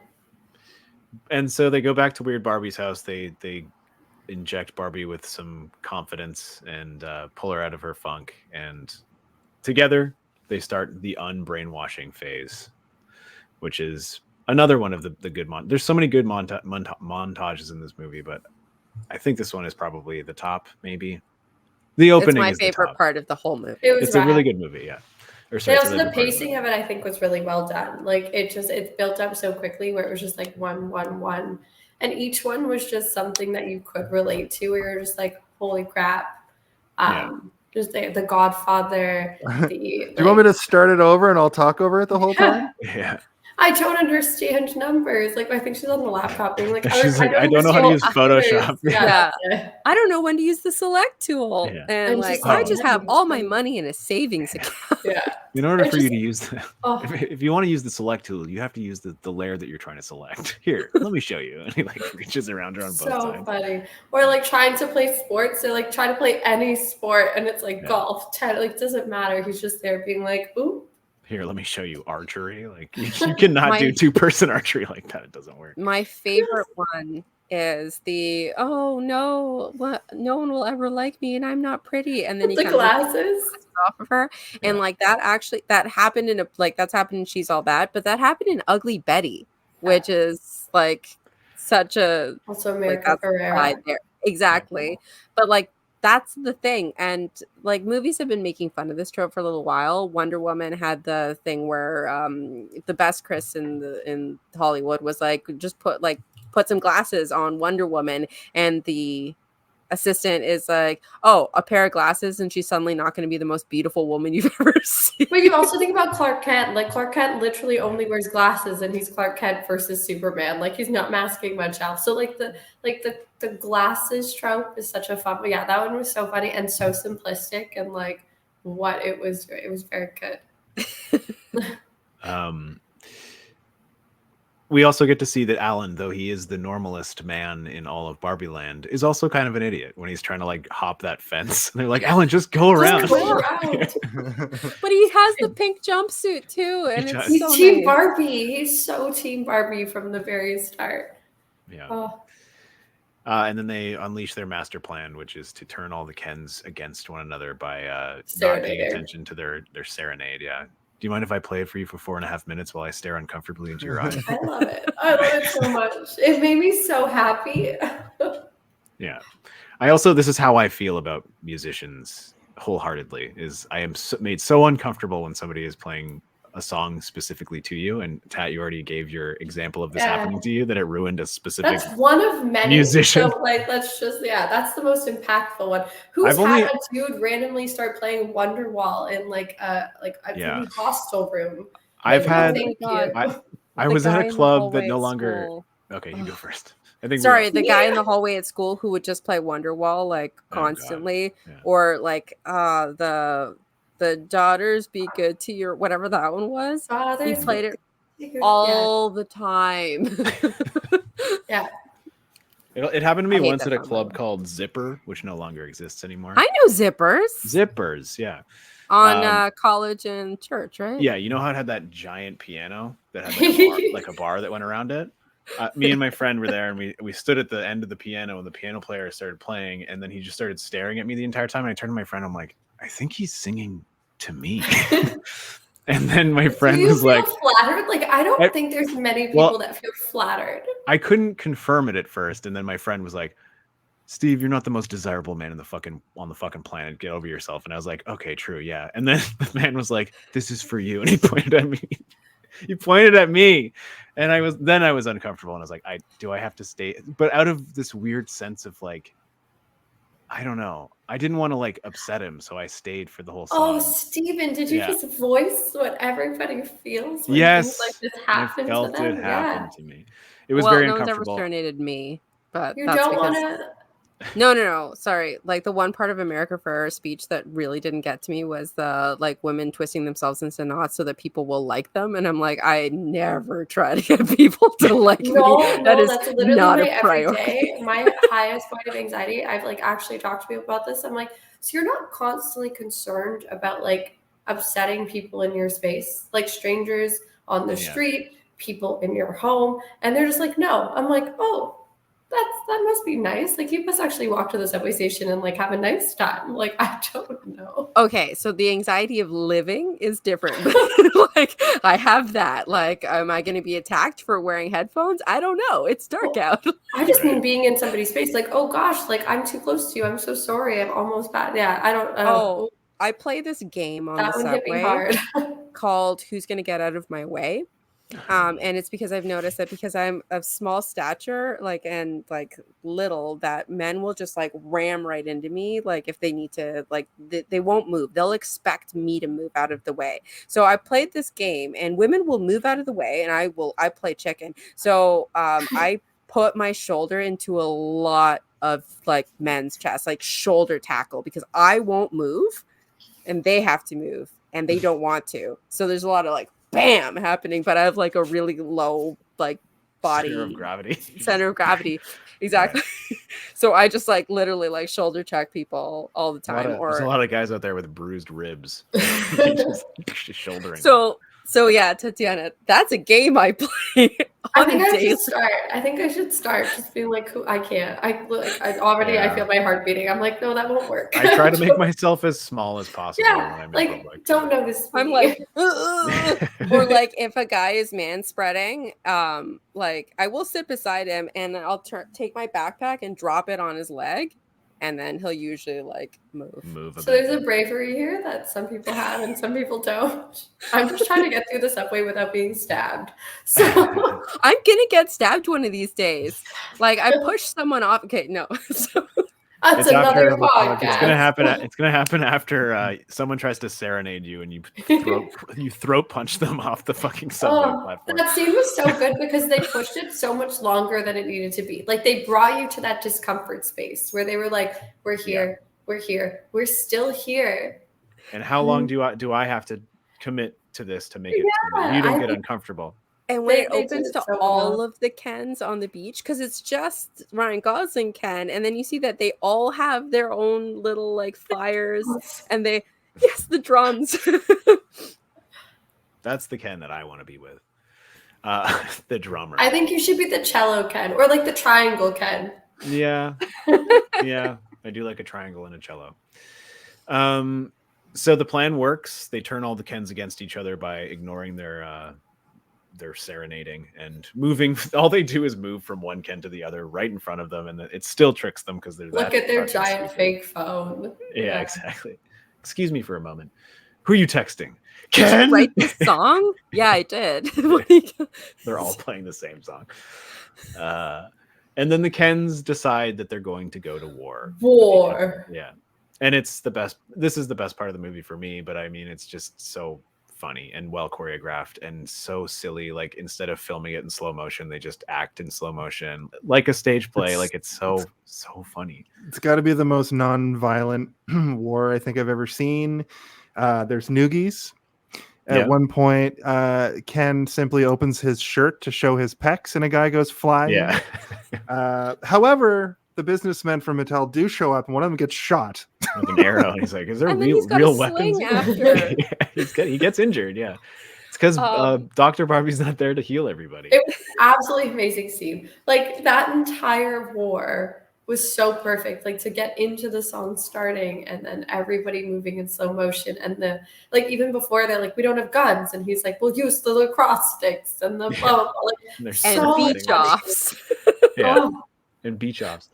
And like, again, the sound design is so well done here because they don't really pull any punches, and they use horse sound effects, they use sword sound effects for everything, and it's perfectly edited, and it's so funny. And then sorry, that's an amazing comment. That is absolutely correct. Yeah, exactly. and they like, it's one of those scenes where you can just watch over and over again and kind of just pull a specific segment of the screen to watch for the entire duration, and you'll see something new each time you watch it because there's so much happening. The guy who's giving mouth to mouth to his hobby horse. To the hobby horse, yeah. Also, they have hobby horses. Like, they don't have real horses in that world. And the boats with the horse had like the swan boats that used to be at Ontario Place before. Yeah. And then there's like the two Kens who are just dancing with each other the entire time throughout the fight. Like, they're always somewhere in the frame, in the background, just like having a serious, like, it's almost like a tango that they're doing together, right? Where their hands it is touching. A dance. Yeah. But then it's Steven and Ryan finally get together, and then they hit, and it goes to a black and white, like da da da da da, like absolutely incredible. Where it's like this like sort of synth wave, jazzy music, and then we get music video. Yeah, and then all the Kens give him a kiss, which is really nice and funny, and I'm like, I'm really happy that happened because I know it probably pissed somebody off who was watching this movie. And by at the end of that, like they were all on the same side. Like, somehow they warred and then danced their way to be like, oh shit, we forgot to vote. We forgot to vote. Which is also a Simpsons like joke. Like it's a joke that's been done before, but it's never not funny when people are so stupid that they get distracted by something and forget to pass a law. I think the Simpsons version of the joke is like, they're voting to legalize marijuana, and they hold a rally, and they're all at this rally to legalize marijuana, and then they realize that the day to vote was the day before, and they're like, oh man, we spaced on the date. Yeah. But that was a really satisfying moment for me, though, when the Barbies do go and vote back in to return Barbie Land to Barbie Land, and then that cheerful music and everyone's in these outfits and dancing. I was just like, relief.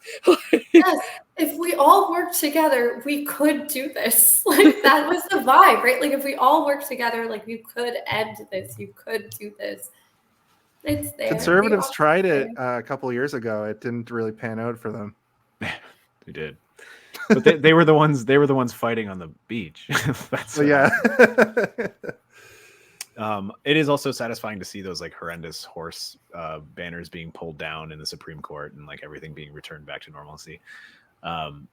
We skipped over it, but like the television montage of all the Kens having their different afflictions within the world is pretty great as well. We don't need to focus on it. I just like it. I just wanted to mention it. Also, they started winning Nobel Prizes for horse. I think. Horse, yeah. Like it was beach and horse, and I'm like, guys, these don't even exist. And their acceptance speeches are not speeches. They're just kind of like knocking over microphone stands and showing their pecs and stuff. Yeah. Whereas the Barbies at the beginning of the movie were like, I wrote a book and I deserve this medal. Mm-hmm. Yeah. Huh. I have a Nobel Prize in physics. Why am I in this outfit? Or what am I wearing? Yeah. I would never choose this because you're a physicist. Would you like some pants? Yes. Yeah. So we've essentially reached the end of the movie where the Kens once again try to confront the Barbies, but the Barbies have put everything back to normal. And then we get our Ken and Barbie moment where Ken basically reveals that he's just a bag of insecurity and doesn't know. He lost interest when he realized patriarchy wasn't about horses. Killed me. I was like, wow. So you've just been blustering. You're just like, I've gone too far. I have to just keep going. Yeah. A lot of people have an issue with Barbie apologizing to Ken. Oh, shoot. Yeah. I can see that, but I think that in the context of the movie, it's important for her to apologize to him because he is showing genuine remorse for his actions and in a way apologizing to him. But I mean, I can understand why people would be upset as well and want her to just kick him off the dream house and be like, get the fuck out of here. But I think having empathy for someone, I think that was a big thing. Like even at the beginning, I can't remember which character said it when they were in the Supreme Court and they're like, I have emotions and I'm able to express them and it doesn't take away from like my power in any way. And I think in her apologizing to Ken, I think it was kind of falling back to that, which is just like, you can feel empathy and understand that like you are sorry for the situation this person's been put in as being like this addition to you. It doesn't mean that you are taking any blame for the actions they've done. You're not forgiving them for the actions they've done, but like, but you're sorry they feel bad. Yeah, it doesn't take away. Like, I think empathy is a huge thing. I think it's important to have for people. I think that is what makes us human in a huge way. So I appreciated it. I do understand maybe the feeling of being like, you shouldn't have to apologize for a man's behavior, but I don't think that's what she's apologizing for in that. I think she's apologizing for like the situation that both of them were put in and the fact that they like kind of fell into it for so long before one of them kind of stood up and was like, I don't want to do this. Like, I don't want to be in this anymore. Yeah. Well I think said. it's because like the what I've heard, like I agree with you. What I've heard with is that Ken takes place of like the trope patriarchy, the guy, which like allows for a man to like have this redemption arc, and patriarchy is no longer a thing because it's it's that simplification, that thing that we were talking about. And he like brainwashed her friends and stole her house and all of the things, and she shouldn't be apologizing to him because he did all of that. I can understand that, but then I was thinking about it, like I was muddling over this, and I still think about like this lives rent free in my head. But the reason I didn't like the apology at first is because I want to live this power fantasy where women rule the world, because that's so different from what we exist in, right? So I want to live in that fantasy, and I don't want her to apologize because I want her to be like, okay, go away now, I don't know where you live. Like that makes me feel good. That's the power fantasy. But if like in the real world where we are in patriarchy, like if I had been in that situation that Ken was in, no matter what he's done, like I would want someone to apologize for treating me like garbage, right? Like imagine if men apologize to you more for everything that you have gone through for being a woman. So that's kind of how I like turned it around in my head. And they flipped the dynamic a lot of the beginning of the Barbie movie, right? Until they went into the real world, it was sort of flipped. Like it didn't feel good that it was flipped. Like in some ways, yes, as like my power feminist, I'm like, yes, that's the place. But that's not the place, right? So I think the apology was like, hey, I'm sorry for disregarding you and your feelings and being very focused on myself for like a huge, not that that's a bad thing, but like it did hurt you. So I didn't feel like I think maybe what would have helped is if Ken apologized. Yes. As well. I think if Ken said, I'm sorry for the things that I did, I shouldn't have done this, then, and I think that was missed, then that would have been a balance, because she's apologizing for how he was treated before, that kind of like pushed him to this. And then he's apologizing for doing this because brainwashing friends and doing all that isn't a good thing to do, no matter how you're treated. That's not what you do. So yeah, I think that was the only miss, was that apology on Ken's behalf. Yes. Yeah, I completely agree. And it's just two power fantasies like at odds with each other, right? And like that's the whole point of Barbie Land, that it's not perfect because you can't have like a lopsided like society like that. Like there was So I was going to say that's the point of feminist masterpiece theater, feminism in general, is it's not one wins over the other. It's equality at the end of the day. That is what everyone wants. Equity. Equity. And like there was a complaint like, oh, there's so much body diversity with the Barbies, but like there's no body diversity with the Kens. And I'm like, yes, because it's a flip of what cinema is and has portrayed women as. That's why. Like that's an intentional thing. Nothing, like you said earlier, Tatiana, nothing is unintentional. Like everything that Greta Gerwig put in there is like very well thought out. She had many years to do it. There were many years of her trying to get this movie made. She was like, she's there. Yeah. And that's kind of the core of where the feminist masterpiece theater idea came from. We were watching Last Action Hero, and it just so happened that they went into this world where women like ran everything, and Noel was like, wait a second, that's like, it's pretty matriarchal. Oh, right. It's because all the women are like in bondage when they go into like they're so outlandishly dressed, and it's a comment on the fact that women in movies are only ever like in a particular like way, and it's just so outlandish. I was like, is this a feminist? Is Last Action Hero actually a feminist masterpiece? Like making a comment about like the portrayal of women. This is what you're used to. Women all dress like they're space fetishists. The boy is like, no, this isn't the real world. Look at the lady who's working at Blockbuster. Yeah, that's not what Blockbuster employees look like in the real world. Yeah. I kicked off a whole month. True. I think it's a good month. You guys have done good movies. Yeah, and like honestly, it's funny because I love your intro. And I think I was talking to Steven. I was like, oh my God, you're doing this movie. He's like, no, we're not. I'm like, oh my God, you're doing this movie. He's like, no, we're not. I'm like, okay, that's fine. But they're all fantastic movies. I didn't want to just do the movies we were doing, but I wanted to show that like there are lots of feminist masterpieces that exist. So I'm going to try and cram as many as I can into the. Yeah, there were a lot of messages going back and forth between me and Jason and Steven of like, we had like a list. Like there was a long list, and it looked very different. It looked very different a year ago or so when we were first pitching this idea to do. I think it turned out very well. We've got one more to go, which I think will be a good. And but we still have a giant list, so we might. I think you should do a recurring theme, like an annual. I think it will become like maybe annual. Yeah. I'm fine with that. Yeah, like, the grimoire. The grimoire, but for women empowerment. Not spooky little doll people. Wait a second. That's kind of what this movie's about. Wait a minute. All right. I mean, just to wrap up the movie, we get the moment where Ken realizes the error of his ways, and then we have Barbie who realizes that she's feeling lost, and then Ruth returns and takes Barbie on a walk to essentially grant her the power of humanity. And I start sobbing. This is about the time that I start crying. Yeah. Yes. Sorry, I was just going to bring back up your point, which is, again, it's a very Wizard of Oz ending where she's, like the Tin Man being given a heart. You could have gone courage, the whole time, right? Like you had it in you the whole time. Oh, exactly. It's a beautiful trope, and it's beautiful because it's just like it's so simplistic, right? Like it's in you. Mm-hmm.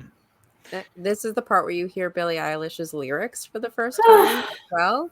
And so like it's been building up, but then you hear the actual like the words is like I'm not who I am anymore. Like I don't know what I was made for. Like, and as soon as that starts, like that's that's when the tears come.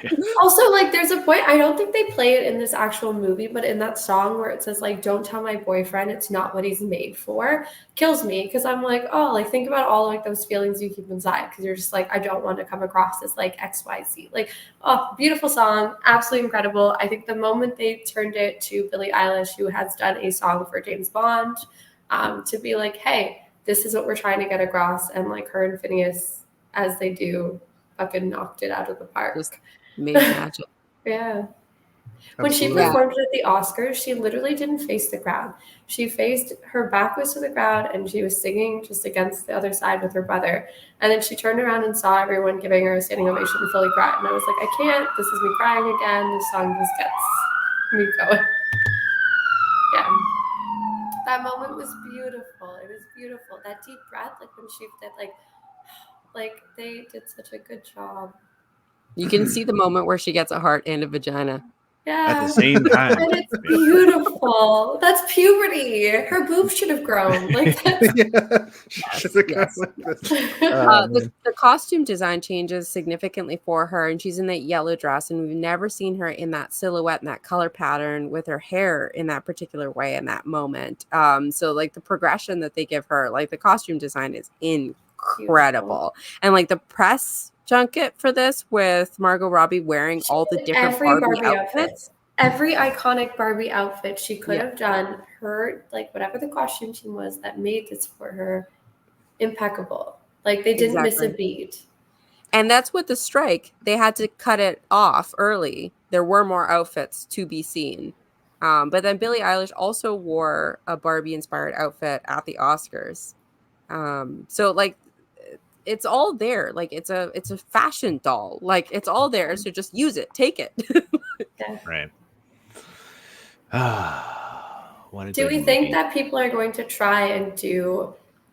I feel like, you know what? I don't think that's sorry. The question's in my head. I'll get to it in a second. I feel like people have been trying to push children's movies, things like that, into an adult space. I think we've seen it a very long time. I think it's generally been like, it's a mix, right? Some of them really work out, some of them don't. I feel like what's one that we just saw recently, like Avatar came out. Not that they're trying to make it adult, but trying to push it into a new audience. And I think Barbie's such an, like He-Man as well. They did like a new animated He-Man show. Personally, I never watched He-Man as a kid. I really liked the TV show on Netflix. I was shocked. I was like, am I a He-Man fan now? Did this happen?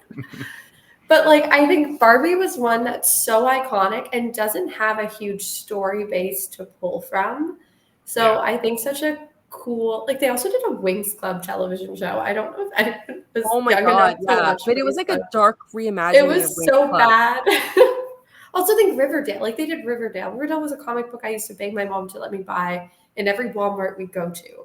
And they made it like a dark thing. So like, I think Barbie, because it didn't have like a consistent like comic book or story or TV show to pull from, like this reimagining of it and being like, hey, what does Barbie represent? What did it mean to little girls growing up? And what can that mean to them? And what message can we send as an adult? I think they did an absolutely brilliant job. And I think it was something that like people understood no matter what age they were at. Like, I think you could have that kid sitting next to you in that theater and they're kind of like getting a little bit of a message, even if they're not understanding it fully. And I think their brains are very young and easily. She really had to pee really badly for most of the movie. And her mom's just like, we cannot leave. Mad anxiety. Like I almost went to the mom and was like, hey. But anyway, not to like, that was such a beautiful thing you just said. And then I'm like, the kid had to pee. The kid probably was there being like, wow, Barbies. No, the kid's just like, I need to pee and my mom won't let me leave this today. I'm kind of stuck on gritty Barbie film noir gritty reboot right now. So. Like they didn't go with that, and I think like this is the gritty reboot does not fit for this. Like it's called Furiosa, guys. Go watch Furiosa. I haven't watched it yet. I'm very excited to do so. So just some key facts. Adults have now become the largest toy buying demographic, thanks to people my age who have extended like millennials. We just buy toys, so it's us. Yeah, a lot of us are not having kids anymore, so we just buy toys for ourselves. We have money to spend now. Yes. Like I spend it on my dogs and I spend it on myself. And that's about it. No kids, expendable income. You've seen all the things that I've been pulling from all these areas, but like this movie couldn't have landed at a better moment for our generation. I think like we're all right primed for that, because it was mostly like people our age, I think, who were really enjoying it and really like holding on to it. something about that lightning in a bottle. I don't know. There was another We're point that I was going to also, make. I found out recently, I was at a work conference last week. So fun. It's partially why my voice is gone now. Wait, I was at a work conference last week too. We'll go offline on this one. Do we work in the same place? That'd be very funny. But I found out last week that millennials are also the majority of the working population right now. So we are taking up the most buying power at the moment as well. So I think that we are intaking the most. We are putting out the most. We're also meant to be the shortest amount of the shortest and any time before us, like whatever the generation after us, they're going to take over that real fast because that's just the way the world works now with population growth and exponential growth. But yeah, so I think this hit the best because like we did play Barbies as kids. We did play all of this as kids. We have had to go through a lot of fun little changes and kind of adjustments. So yeah. We've held on to our childhoods more because like before it was like we look younger 401k. as a group. We do. Like it's just a consistent thing. Like we look younger than the generation under us. I don't know. I'm only 24, so. Oh God. Yuck. One of the things that America Ferrera said in one of the interviews for this was that playthings for women like end when you're a child. Like you are not allowed to take your childhood toys into your adulthood, whereas men get to take their childhood toys into adulthood. Like you have video games, you have like you have man caves. Like there's you're allowed to stay in like you're allowed to continue playing. And then you look at these like directors like J.J. Abrams or the guys who were just like that guy who I hate with the hat who runs all of Star Wars now, how his whole thing is just smashing toys in the sandbox. Who is this? What? Who is this? What's his name? Dave Filoni? Yeah, that fucker. You hate him? I do. Okay. You can't resurrect Darth Maul. Okay, so that's a different That's okay. That's a different podcast. I'm just trying to understand if you hate it. I'm sure he's a nice guy to get a beer with, but that's not the point. But like these guys played with their toys in the sandbox and then continue to be able to play with their toys in the sandbox. Like whereas like women, you become a mother, you have to drop all the things that you used to play with. That's not your job anymore. That's not your role. You don't have time for yourself. You have to have a job. Oh, am I giving this speech now? This is America Ferrera 2.0. Let's do it. So that and I You think have that to like act like their mother, but not be their mother. It's just all there. But yes, you have to have like a career and you have to have children and you have to take care of the home. And like, you can't complain about having to balance the two. Yeah, Yes. it's a lot. And the thing about like, when do you have time for yourself there? Just Because us like now. men don't parent in the same way that women I parent. thought it'd be Like, they funny call to it- take Jason off. They for a call minute. it like co-parenting. It Like, is co-parenting. How is that Also, supposed to be a thing? It should just be parenting. Like you should already be co-parenting. You're not a girl dad. You're supposed to A be dad a isn't father to everyone. babysitting. A dad is just parenting. Trust me, this is a big thing. I remember learning about like this was back to university, and it was like 10 years ago. So who knows if the stats changed? I hope they do. But just like the what are they called? Oh my gosh, the unpaid labor, and the Interns? difference in unpaid labor between women and men, which is like household things. Oh, right. And the discrepancy is insane. It has always been insane. And it's this idea that like if a father takes on like a parental role, it is like a bonus, like it's an extra thing they're doing and it should be rewarded versus just like an expectation. Yeah, I think this movie touched on it in such a beautiful way. I loved it. I love that the dad was brought in this really silly way where you're like, I don't know if you're a good dad or bad dad, but like at the same time, like Si se puede. you're I not think here. We're also seeing like I don't want to like extend your point beyond what you're doing because I think that you've made the point quite clearly, but like even just like in people who like friends of mine, siblings who are only 4 or 5 years older still are clinging on to the mentality that you guys have just illustrated very clearly. But people my age, which are not even that, there's not that big of a gap. They're changing and there is a big difference now. A few of my friends they're starting to have children and it's not the same as it was. And it's nice to see, like my friend, one of the friends who's been on the show a few times now, he's stay-at-home dad, and his wife is a professor, and it's like, no, I'm just gonna do this as long as I can because I want to make sure that I'm there for my children. I think there is a reversal happening, at least slowly, for people our age, because we understand it and we see it, and we saw what our parents raising us in that sort of stringent and outdated mode of parenting did to us mentally and emotionally. It's not So the we're all in greatest. therapy. Yeah. Yeah. I've already me and Madison have had the talk a lot about it, and while we don't have kids now, there is a possibility, and I absolutely would be a stay-at-home kind of child rearing, take care of business at home dad, and Madison would be the primary breadwinner. Not that she's basically not already, like I get to do my dumb job while she has the pants job. Well, I live in an extremely gendered household where I am not the breadwinner. I make women dollars in the home. There's a pull-up bar, and I'm the opposite. And dolls everywhere. I currently have a stay-at-home partner. I call him my stay-at-home husband. I love it. I feel like it won't be forever. It's just temporary, but like I do love it. I don't know. I think it's just like being comfortable. I feel like our generation's just comfortable with just being like there's no gender norm. It's not like one versus the other. And it is just like you work together because you're partners in this life and you're choosing to be partners in this life, and you want to make sure that like your space is running the way that it should. So maybe I'm in the space now, but maybe like a year from now we switch because like circumstance makes that the case. I've kind of recently just I don't want to get too far into it, but I really recently sort of confronted my man-child tendencies and what it means to not let everything fall to my woman partner, and I was kind of blind to it for a very long time.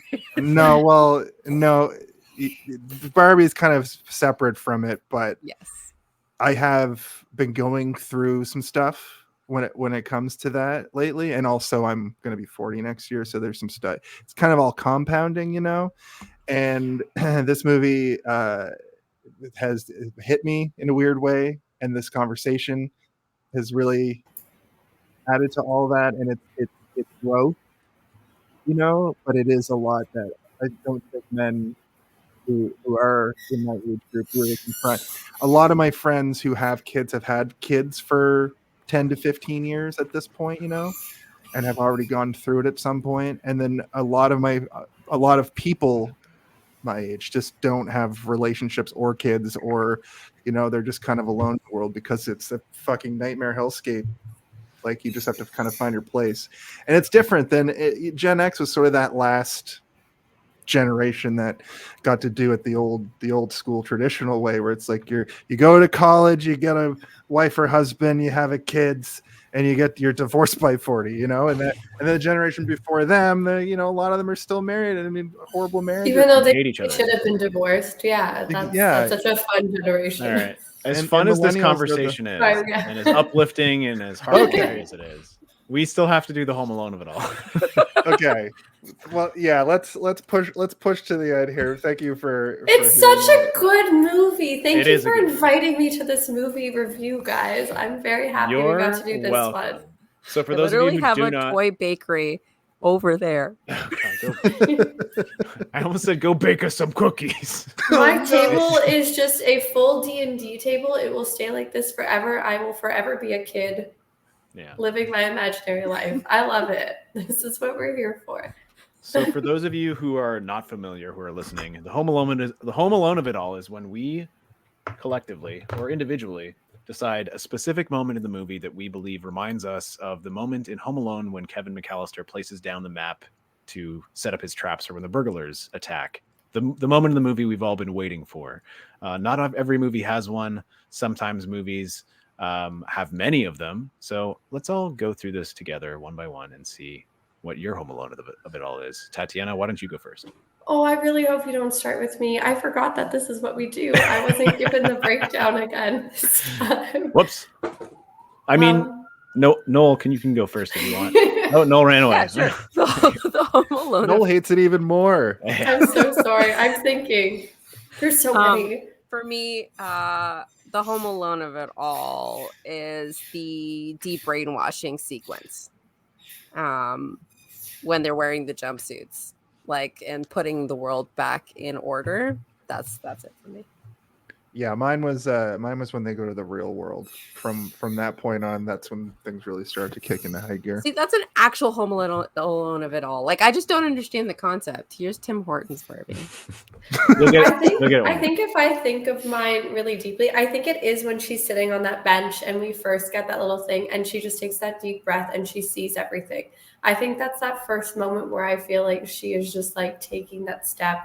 It's not being influenced by her like human on the other side. It's being influenced by her own perception of the world. And I think that was just such a beautiful, calm moment in the middle of just a lot of like vibrant neon chaos. So I think that one might be it for me. And mine is the very beginning of the movie when the girls start smashing the dolls with the other dolls. Good. I went into the movie precariously with shaky legs, not certain of what I was getting into, but I had high recommendations from many people speaking highly of it.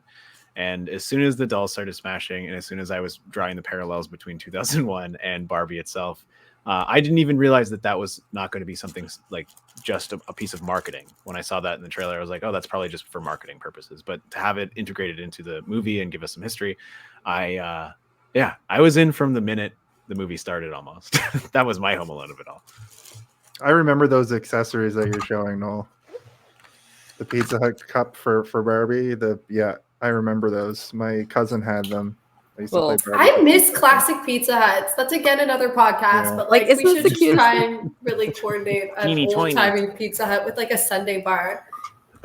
Yes. Oh my God, the Sunday bar. Flip it back to stupid.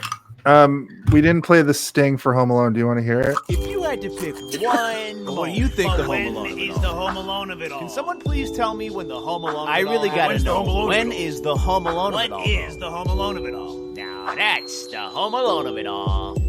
Yeah. Ding dong dong ding dong. Play a quick MPAA game, and then I get our final thoughts.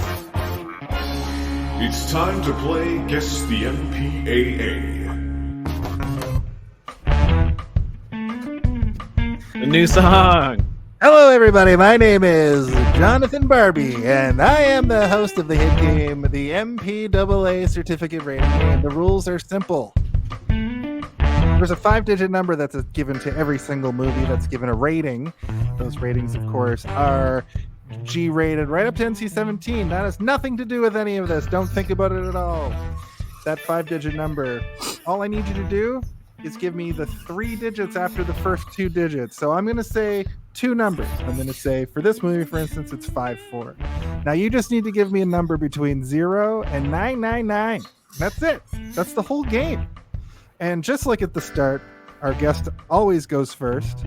And since we have 2 guests, the guest who's on the least amount gets this month. This month. So Tatiana. Yes. Please give me a number between 0 and 999, and I'll tell you whether it's higher or lower. 694. Lower. Noel. 582. Lower. Steve. 3, 2, 1. Higher. Tatiana. 474. Lower. Noel. It's 398. Steve. Lower. 387. That's the new sound I picked. Because you didn't like the other one. I hated the other one. I like that one. No, well, that was a very, very good guess because that's probably the closest we've ever come. It's 54383. Whoa! I was 5 away. Honestly, it's more fun with 3 people. It is. Maybe 3 guesses in the future. All right. Yeah. We can get closer. Well, that was the MPAA, everyone. The MPAA, everyone. The MPAA. Wow. And with that, we're just about there. Tim, I gotta show his comments on this because he loves the MP. This always kills me. Wow. We basically gave our final thoughts for the last like half hour, so we can probably keep this pretty tight. Just like I said at the start, give your final thought on the film. That's dope. And it seems like it's too big for a Barbie, but It has real cassettes. it's a giant boombox. So Tatiana, give your final thoughts, and like if you have a rating that you'd like to give the movie. It's time 100%. I think my rating is thoughts. 5 Barbie, mainly because it sounds close to Hi Barbie. But I think final thoughts. I think it's a great movie. I think it is a fun movie. I think people who don't want to watch it are maybe holding on to some outer opinions, and maybe they should just keep those quiet and give it a try. So yeah, I think that it is something that I think everyone should just give a watch. It's not like it's trying to give you this like punch in the face message. It is just, a little bit. But I think Final Thoughts is just, it was fun. It gave a little message, and I think Greta Gerwig is an incredible director, and I'm incredibly excited to see what she gets to do next. Fantastic. Thank you. I need to have this applause sequence in my meetings, so if you could send that to me every time I speak in meetings at work, I will just put that on. I can do that. I think all of us should have that. Noel, what are your cat's final thoughts on the film Barbie, starring John Barbie, the host from the MPAA rating game? I love this movie. It's been a journey. I think every single time I watch it, I feel something different about it. I can just have a good time. I can be depressed by it. I can be made happy. I love Barbie. I'm a doll collector. I collect all Isn't that kinds a Batman of toys. villain? Sorry. Yeah, I have an obscene amount of toys, and so this is a movie made for my heart. So it is 5 Barbies out of 5 Barbies, or 5 things that Mattel made out of, I don't know, whatever. Lucy, what do you think? Yeah? Good.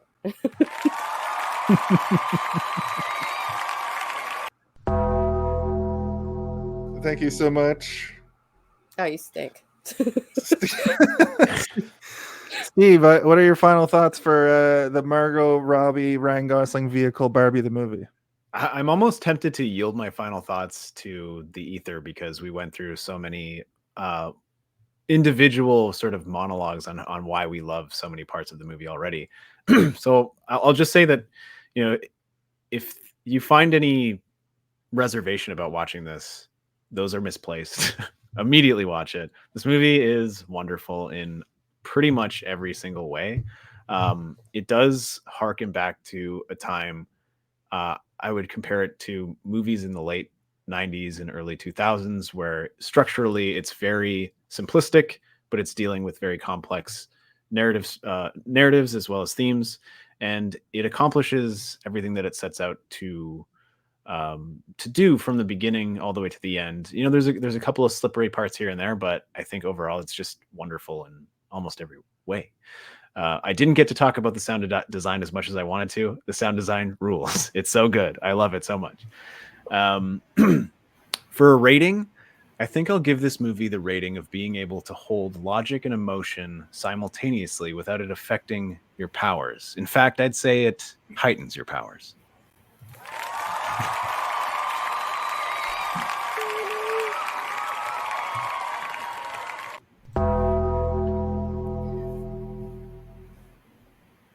Yeah, I'm with Steve. I actually didn't write much for it because I knew that this would be a talkier episode. There's more to talk about on a grander scale, on a grander scope.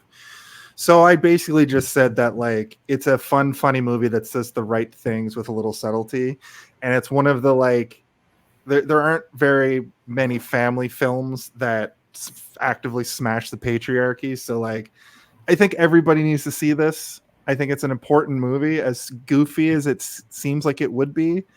There's just something about it that gives you medicine with a spoonful of sugar, helps it go down real sweet.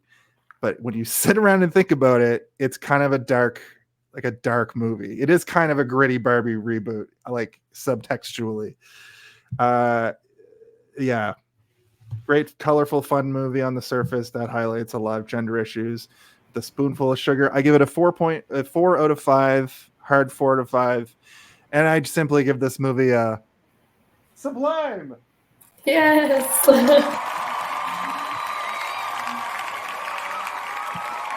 And we did it. We did it once again. Before we get out of here, I just want to, Tatiana, do you have anything that you'd like to plug or a message for the world? Smash the patriarchy.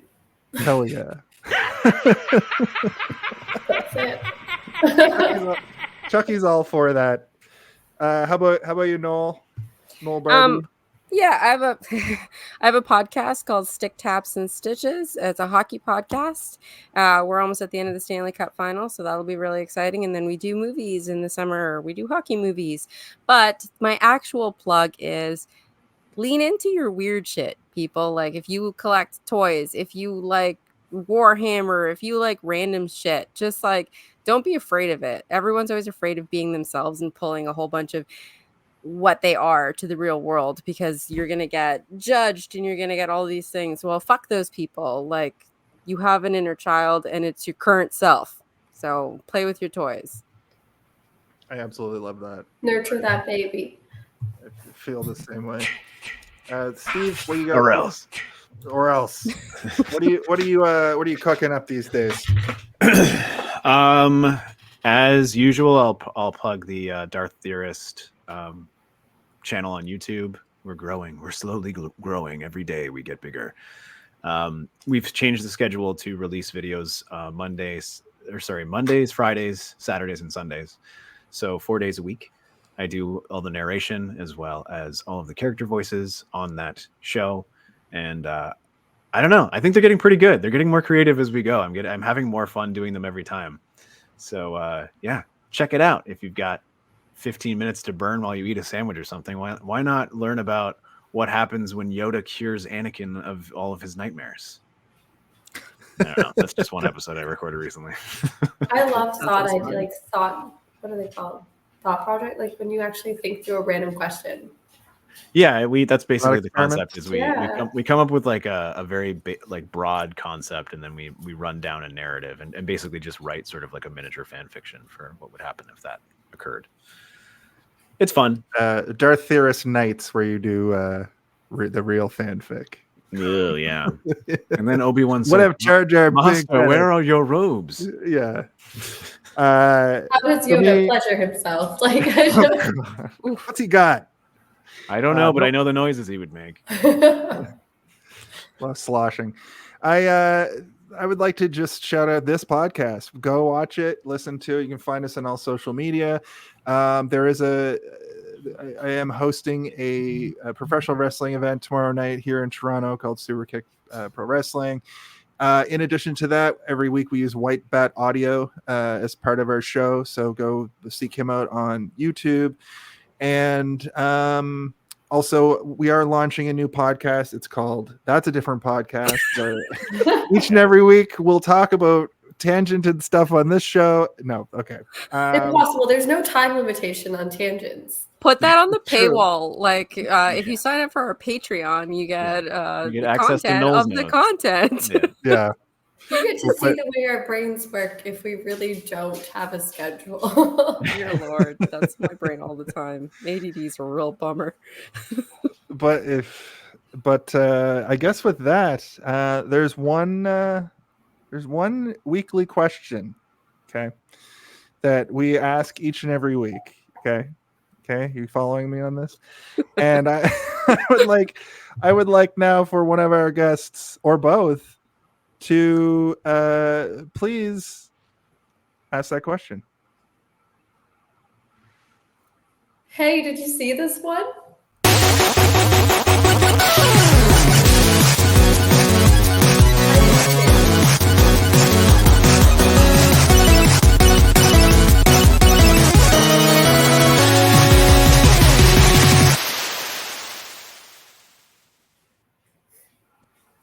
Perfect. Well, thanks for watching, and thanks Was for I coming. muted? No. No. Okay, good. At the end, it said I got muted, and I was like, I think I said, "Hey, did you see this one?" It mutes you during the video so that we're not all gabbing over top of our Oh, sweet thank theme song. goodness. I was like, well, I messed that one up. My one job. Not your one job. Oh man. Hey, Noel, where do you work? Beam up some Star Trek content with Live Long and Podcast. Tune in to X-Rated, the X-Men animated review show. Artistic interviews with graphic histories. A roundtable movie discussion with Hey, did you see this one? And movie reviews with Hold Up, a movie podcast. And while you're at it, spin a few records with Eamon on Track. Watch us duke it out on trivial debates. And let's chat about TV with the Super Mater Brothers. It's all here on the United Federation of Podcasts.